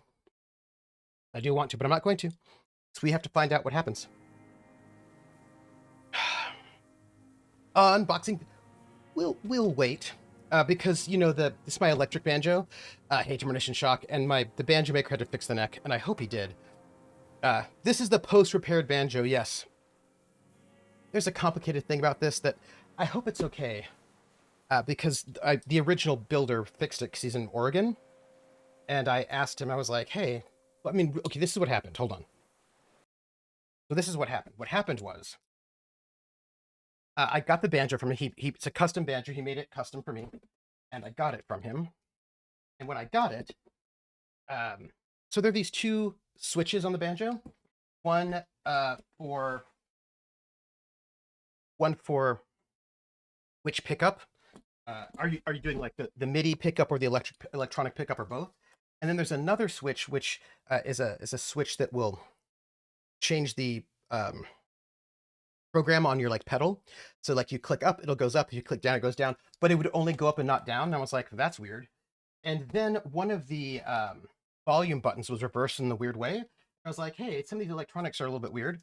And also he didn't put a so with you have like a button that you use so you can hook your strap on, and you need two buttons, and it only had one button. It didn't have two, it only had one. And I was like, this is kind of messed up. I need this fixed. But here's the thing. I was out on the East Coast, and getting the banjo from the West Coast was such an ordeal. And I had to actually end up taking a lift all the way down to the warehouse, the FedEx warehouse, because they weren't delivering. It was like a whole hullabaloo. So I was like, I don't want to go and like send this back to him because that was so terrible. So what I did was I ended up finding somebody, and I was looking. What I had to do was find somebody who could actually deal with the MIDI electronics in this banjo, because a person who deals with electric guitars would not necessarily be able to do it. You have to be able to deal with MIDI stuff very specifically. So I searched all the way around, and there was like nobody could do it. I called a bunch of places, was looking for guitar tech recommendations online. Everybody was like, "Oh, this place is good. This place is good." So I asked everybody, and everybody was like, "I've never seen anything like it." I mean, I don't mind looking at it. And I was like, "Oh man." So then I found this one guy. I found this website of the. I went to the website of the manufacturer of the MIDI guitar tech pieces, and I found on their website an old ruined link to a page of people who are techs who deal with their stuff specifically, but it was out of date. And a button for your strap on. Yabo, that's what it was. It is. It's a button for your strap, and that on which you put. Don't worry about it, Yabo. Don't even worry about it. And so I found this guy. So I called this guy. I'm telling you because you have to know the context. Called this guy, and when I called, I just got this phone number that said, "You've reached this one phone number, leave a message." And I didn't know if it was the right guy or not, or if it was the right place, because it was all very mysterious. So I left a message. And then I did get a call back. And the callback was from him. Hold on. Here, banjo. Woo.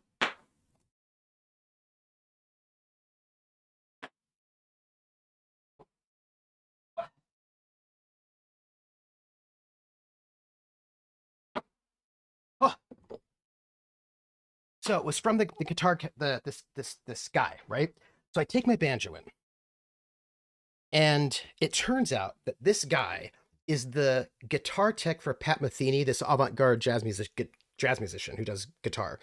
And he built all these weird MIDI instruments for Pat Metheny. And I was like, could you look at my banjo and like fix this for me, the electronics? And he said, sure. So I gave it to him.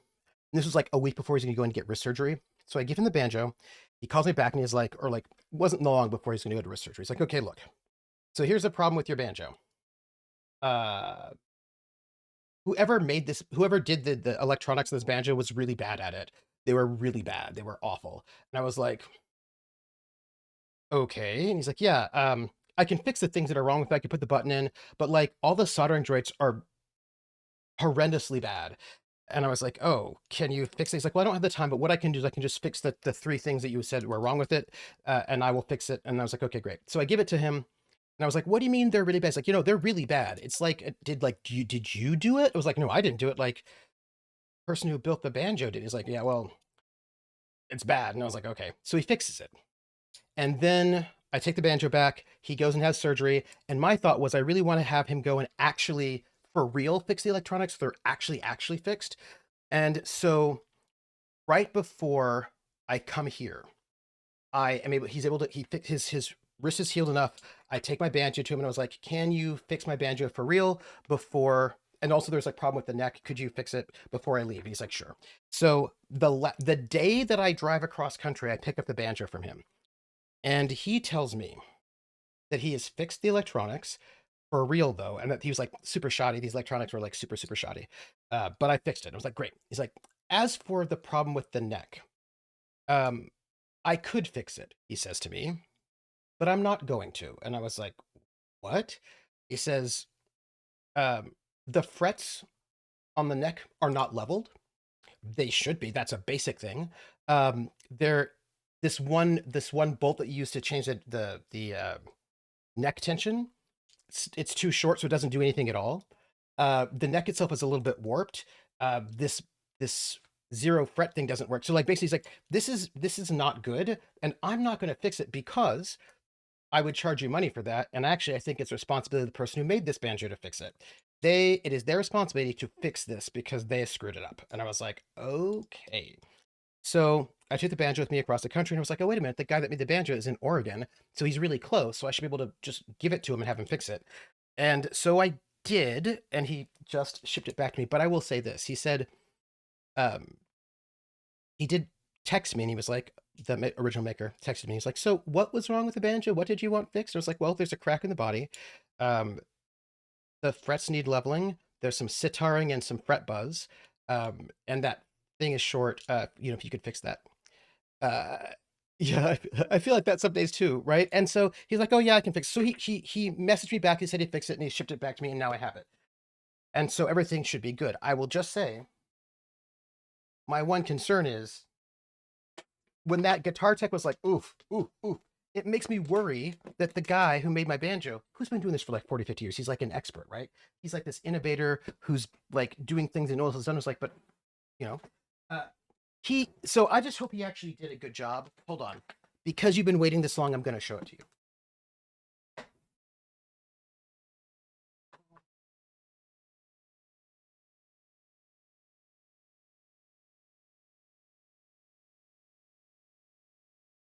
So I just hope that he actually did a good job and he actually really did it. So here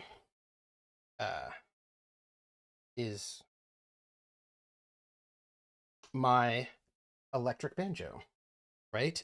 This is an electric MIDI hybrid banjo. There are very few MIDI guitars in general, and this is an electric MIDI banjo. He has replaced all the strings. It's so funny, right? But this is a bronze wound fourth string. The D string, the low string is bronze wound. And the guitar tech was like, bronze wound is not good for electric or MIDI instruments. You kind of want a nickel wound. So I will be replacing that at some point in time. But check out the beauty that is my electric MIDI banjo. So, and what's really cool about this is that, I don't know if you can notice this, here, you'll see that these are 6 separate pickups. These are individual MIDI piezo pickups so that each string sends a different MIDI signal. So I'm able to have, if I wanted to, I could have like the low strings have one sound, the high strings have a different sound. And so you can do individual work. And so this one here is the pickup for the,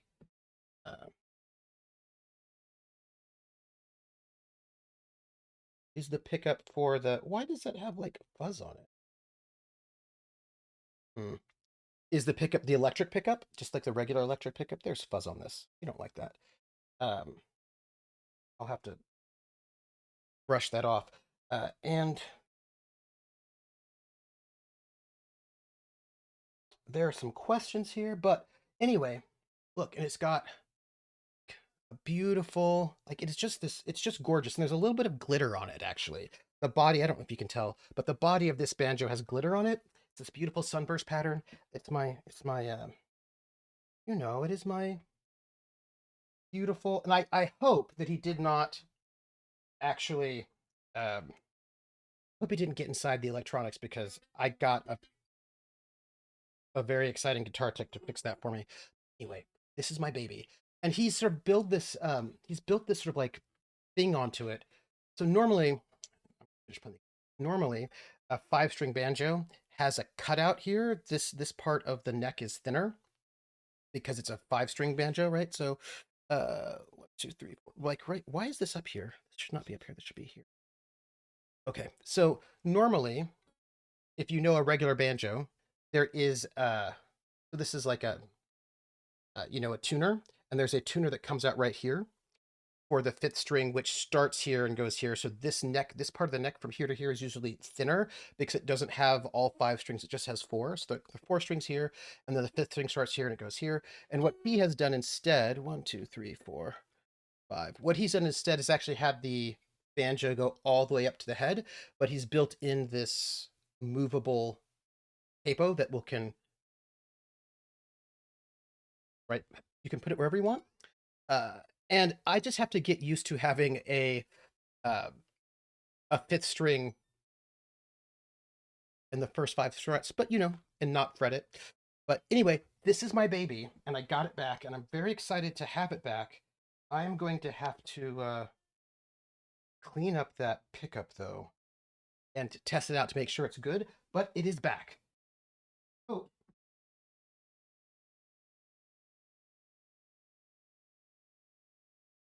All the problems have been solved.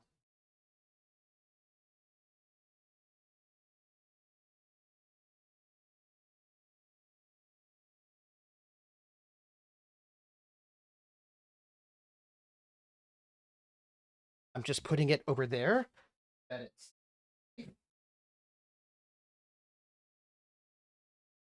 I'll go and like brush off. I don't know what that is. It looks like puzzle. It does go up to 11. Yeah. Ah, okay. The neck itself is a bit too warped. Yeah, Snug. It's beautiful, and it's yeah. I don't know what is more beautiful: the banjo, the fact it's electric, or the fact that's termination shock. This is what I'm saying. And the guy that made it, he made these MIDI banjos, but then just stopped making them. And I was like, man, I can't believe he stopped making them. He's like, oh, I'll make one custom for you. I was like, oh, great. So, so each string is its own MIDI. Yes. Each string has its own MIDI pickup. So I get 6 MIDI channels off of that banjo. So I can do like, if I wanted to, I could have like samples. Like if I want to have like samples of voices or sounds or whatever I wanted, right? I could have them up on like the high, like specifically the frets way up the neck board that I'm not going to be playing for a song. So I could be playing regular banjo stuff here and then trigger like weird sampled sounds and things like that. So I could do all sorts of cool things with it. I'm excited. I'm very excited.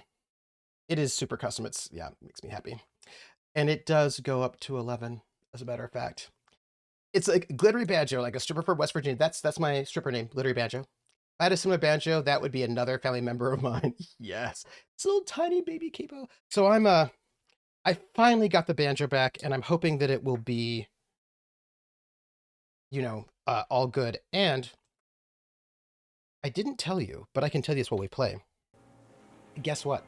I found out when I came to give him the banjo, it turns out that there's a bluegrass jam here in Seattle that's like a 30-minute walk from where I live on Wednesday nights, which is not a night that I have a stream, which means I can go and do like a bluegrass jam and like while I'm here. And I think I will try to go and jam on Wednesdays as often as I can.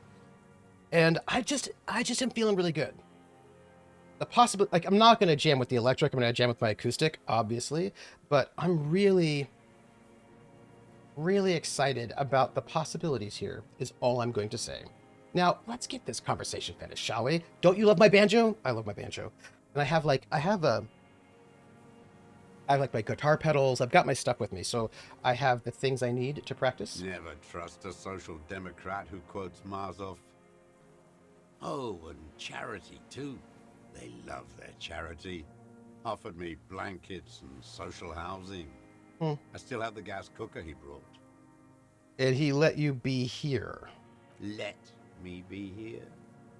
The ZOC is an unlawful successor of the Commune of Revachol. We took this fortification from the Loyalists. Even the Clares understand this. I gotta go and... They let him be here. Understanding was a courtesy. But why such a courtesy? Mr. Droz, did you kill the Crenel mercenary for the Clares? To incite a riot? You know why I killed that fucker, Dwat. As to Edgar, I'm not doing anything for that swine again.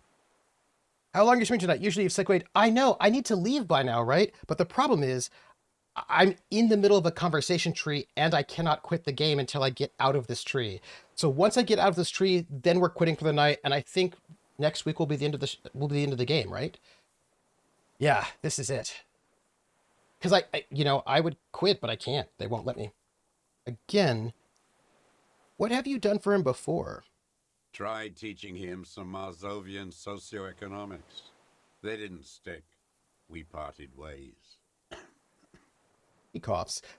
Do I have food planned for after? Sort of. Yes, more or less, yes. But I made this. I'm half done with some granola that I cooked and half burnt. So I'm going to finish that up, and I'm going to go. I have food planned. I do have more food to make, but I'll probably make that sometime tomorrow. Okay, he didn't do the hanged man for them, but he's insinuating something.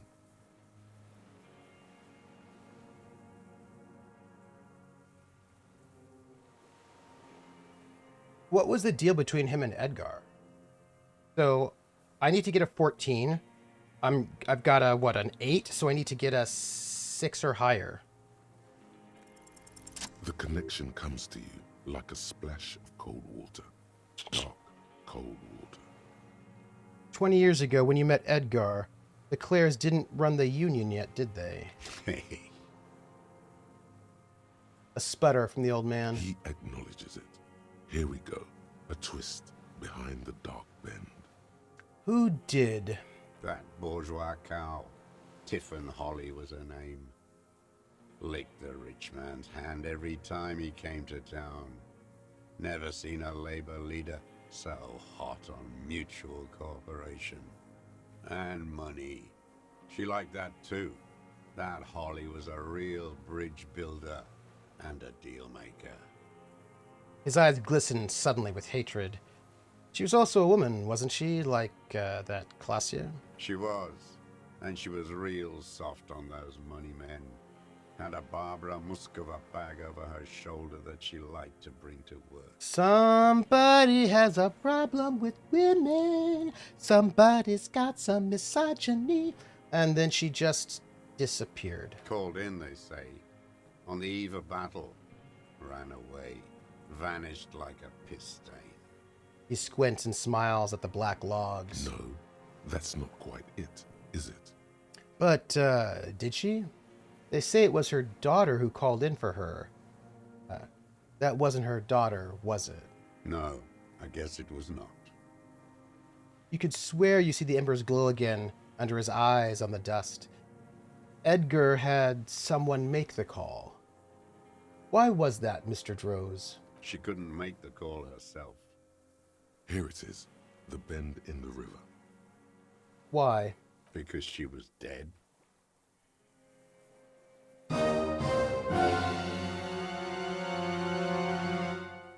Just say nothing.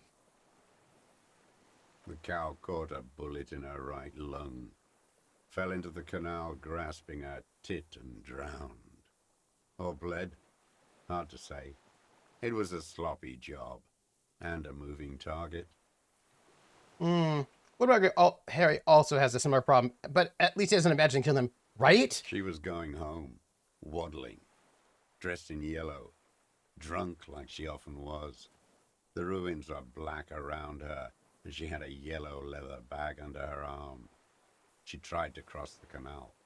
I've really tried hard to make Harry less misogynistic. I think I've done a pretty good job of getting him closer to being less the way he was when the game started. I've been working really hard with him. Heading home to Grand Couronne or Betancourt, someplace like that, where they build those new bâtiments for the people who flourish in the hell around her and the ruins. You killed her? Someone did. Or maybe the cow just fell. The past is blurry. All I know is Trooper, you do so much better than most. You have no idea. nothing changed. Not in the material base, not in the hegemony. There was no uprising. Just words. The Union fizzled, sogged. Nothing came of it. Nothing.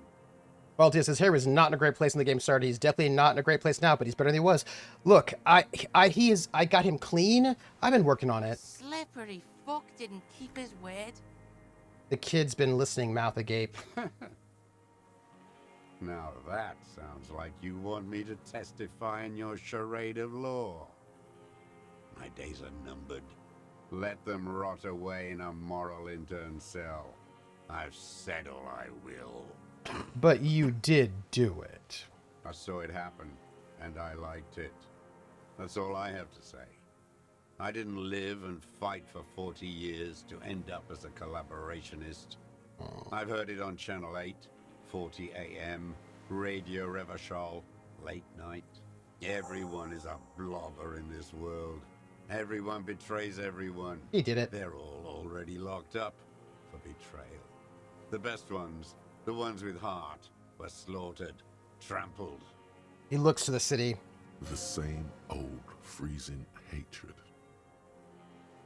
Yeah, by the cock parading in his colorful uniform, you mean René? Every fucking morning for 34 years. Throwing that ball. One ball against the other. I've always loathed that game. That is not a working class game. Judgy. I don't care what they say on Radio June. Judgy. Royalist ghouls played like it was life itself. Click, clack across the water each day. And that uniform, like a parrot plumage. He's I got won't feelings. even mention that he's a traitor to his race.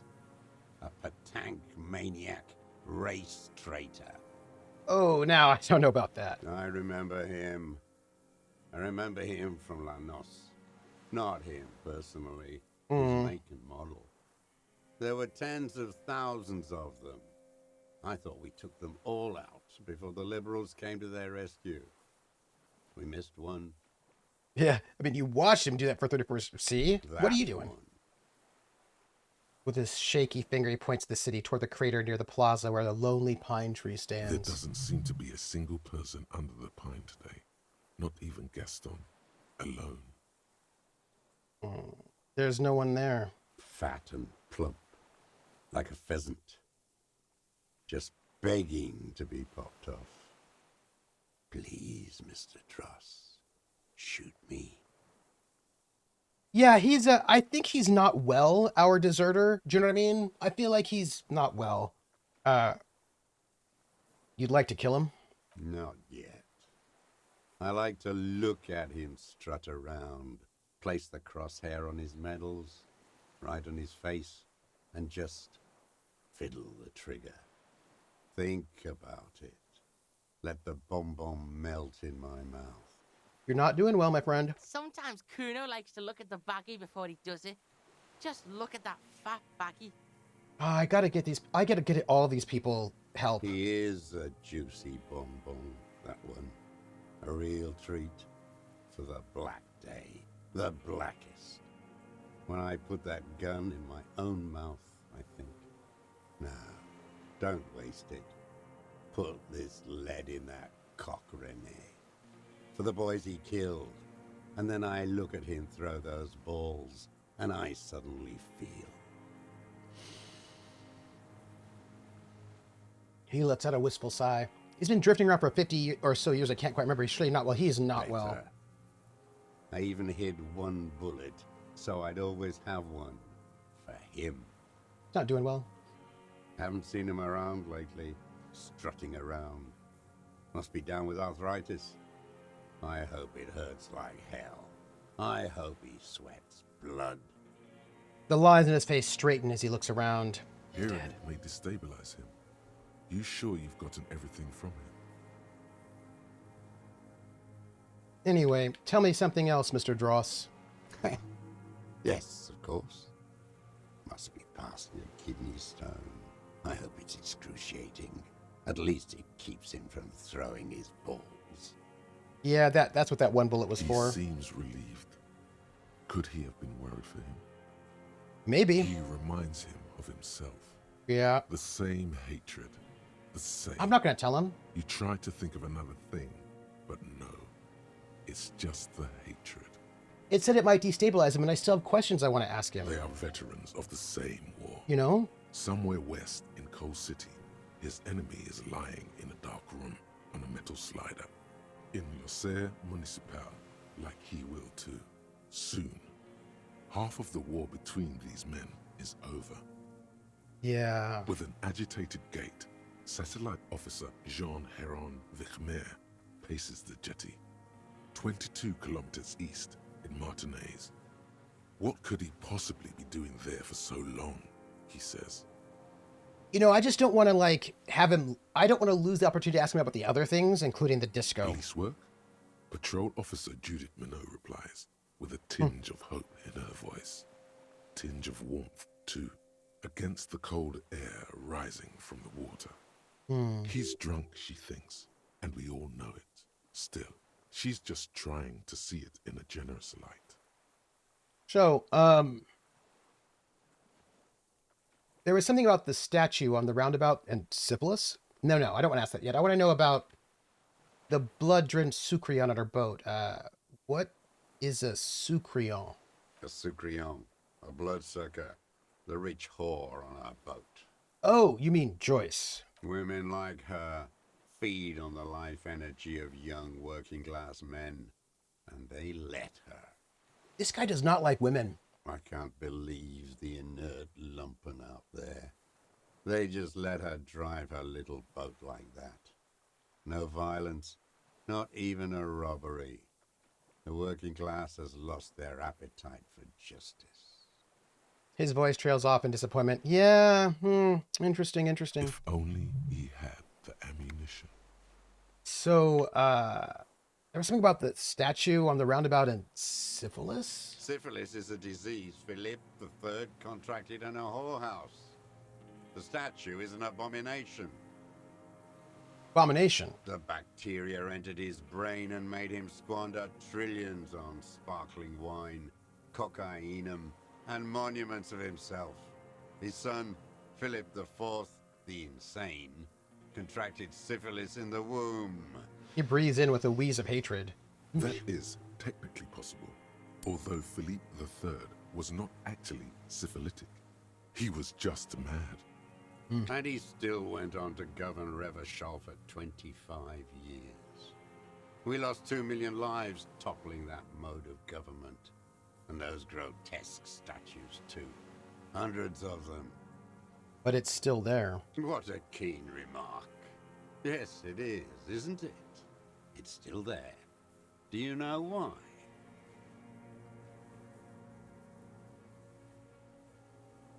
Because cynical advertising yuppies erected a deconstructed version of it? That's right.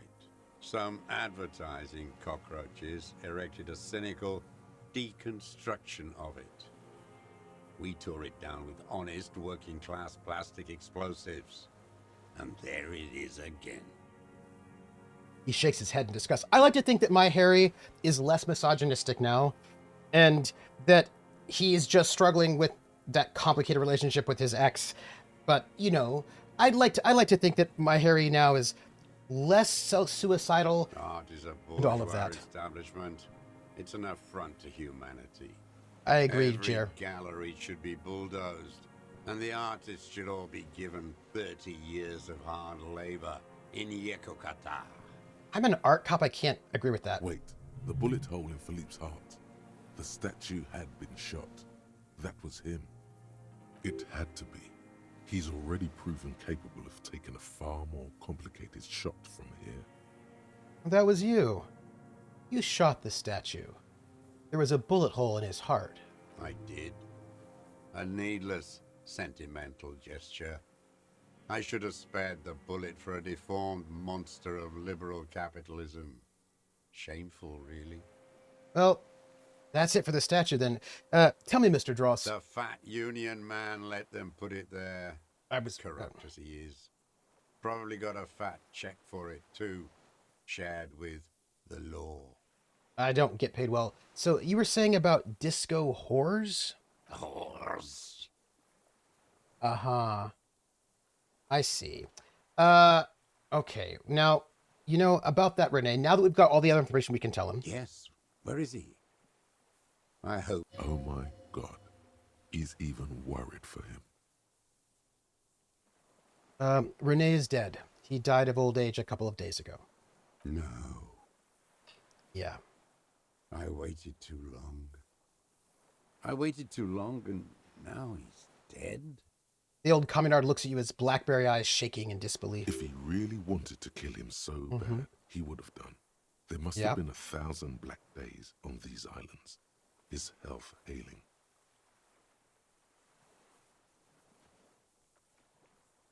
Are you okay, Mr. Dross? To go on? You think I haven't seen people die? I'm just asking. It's all I've seen them do. Fuck and die. All the other plans we had. To love. To colonize the Pale. It's all fucked. Yeah. He's not okay. This is just another black day in Yeah. a row of black days. Something strange is keeping him together. He might making be him endure. almost done with the stream. I'm glad we talked about this. Now, Glad we talked about what? I think we've got everything, right? Yeah, I know, right? It's like, oh, hey, how's your massage today? Here's my question. Do I say that's all for now? I'll say, that's all for now, old man. Stay put. I ain't going anywhere. So we can arrest him, but I do not think we should do... Hey, there is a bird in the reeds. Do you see it? Do you see it? There's a bird there. You see it? Right there. It's a bird. It's like a little bird there. Hello, little bird. Do you see it? It's right there. There is a little bird right there. It's right there. All right, I'm going to save. I'm saving right now, by the way. Save game. I'm not going to arrest him now because I feel like if I arrest him, stuff is going to happen. Okay. Yeah, I'm saving now and I'm going to arrest him next week. So, we are going to arrest him next week. I think that next week will be our final session, right? I think we can probably finish the game next week is my guess. I think Simon's still here. Simon would probably know. So next week, I think is the end of the game.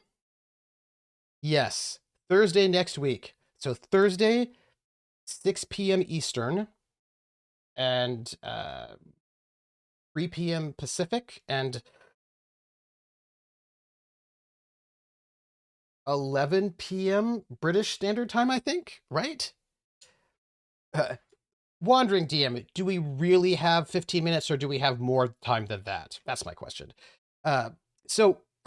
About like, I try to aim for 6. I usually kind of hit it around like 6:15, but I try to aim for 6. So yeah, 2 hours of trooper play. Yeah, so next week I think we're going to finish it next week. I want to, before we arrest him, I want to search the island because I don't think we've actually searched the whole place yet. And then we'll arrest him. And then we'll go back, and we clearly have 2 cops waiting for us and some kind of specialists who probably want to arrest us. It's probably internal affairs. They probably want to arrest us, and I hope we can... I don't know what's going to happen. I just have a bad feeling about it. That's all. Yeah, I have a bad feeling about it. And I'll tell you what, when we come back next week, I will finish the story about me leaving the army and the NSA. Okay, so it is going to be 6 p.m. Eastern, 3 p.m. Pacific. I think it's 5 hours, right? 5 hours from Eastern to German time. Not German, British time, right? 6 p.m. Eastern, US Eastern, which is that 11? Is that like 11 British Standard Time maybe? I don't always know because of you call it the time zone changes. I feel like it was 9 hours from the Pacific to Germany. Midnight. Is it yeah, midnight yes. Yes. Yes. Midnight. It's the German time that I know. Harry can run off into the sunset with him. They can raise Kuno to be a healthy, well-rounded human. I hope so. That would be really good. I would love that. It's 10:56 Eastern. Oh, 10:46.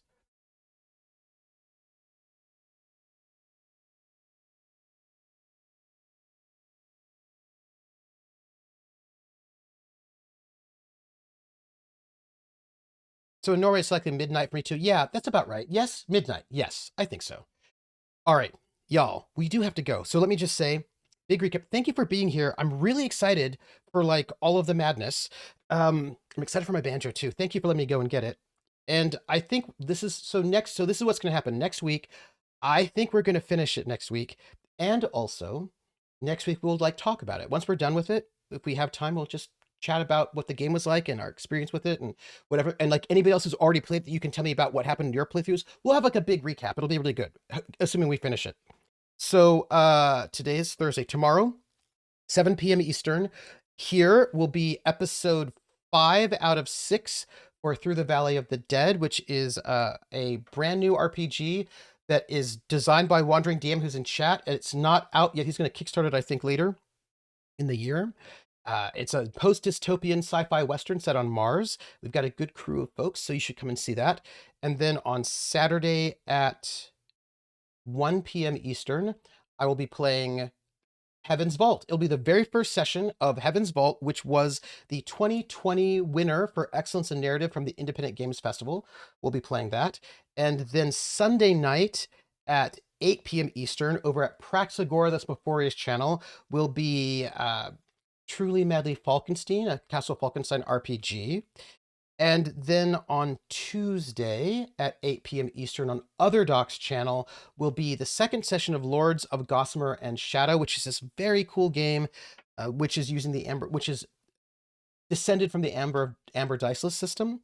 Oh, I forgot to tell you, I'm so sorry. That's at 8 p.m. But actually, I'm doing 2 RPGs on Tuesday, both of which you should come and see. The first one is before then. I think it's at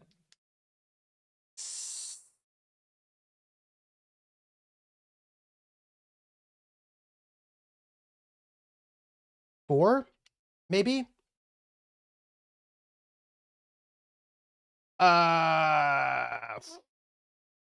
4 p.m. Eastern. Yep. 4 to 8 p.m. Is I'm doing another RPG. I'm doing 2, and it's gonna be a one-shot, and that's gonna be on Table Story, and it's using a brand new game called Draconim, where everybody's a dragon rider. And I have these antlers for the character I play in that one-shot. So come and see us on the one-shot at 1 p.m. over at Table Story. Not 1 p.m., sorry, 4 p.m. at Table Story, and then at 8 p.m. over on Other Docs on Tuesday. And then Thursday, we'll be back here for the end of Disco Elysium after like a year and a half, 2 years. You can find me at Trooper SJP on YouTube and here, and also on Blue Sky. We've got a Patreon at Academic Foxhole, which is to help pay for the cast of the shows or art briefs. And also, Academic Foxhole, we have a merch store, which you can see us at. Who's running? Draconim is being run by Pumpkinberry, so you should definitely come and see it. It's going to be great. I'm very excited. And I think that's the whole, and also, subscribe to my channel on YouTube because I'm like 200 and something away from 1,000. If I get 1,000, I can become a partner. That's cool. I don't think it'll do much, but I think it'd be exciting anyway. It's a nice thing. And we have a Discord. So come and see us. And that's it. we're not going to raid because we're going to go and watch. I'm going to hop over and start watching Critical Role. And if you want to come and chat with me about it, then I'll be over in Discord. So that is it. We went extra long, and thank you so much for hanging out with us for this extra long stream, but we had to get to a pause point in the conversation. So thank you. And thank you, Dema. And I will catch you on the flip side, which for me at this moment will be tomorrow. So take care of yourselves, and we'll have to think about like that intense conversation between Harry and Dolores Day. Oh my goodness. Well, we'll find out later, I guess. Good night, everybody. Ciao.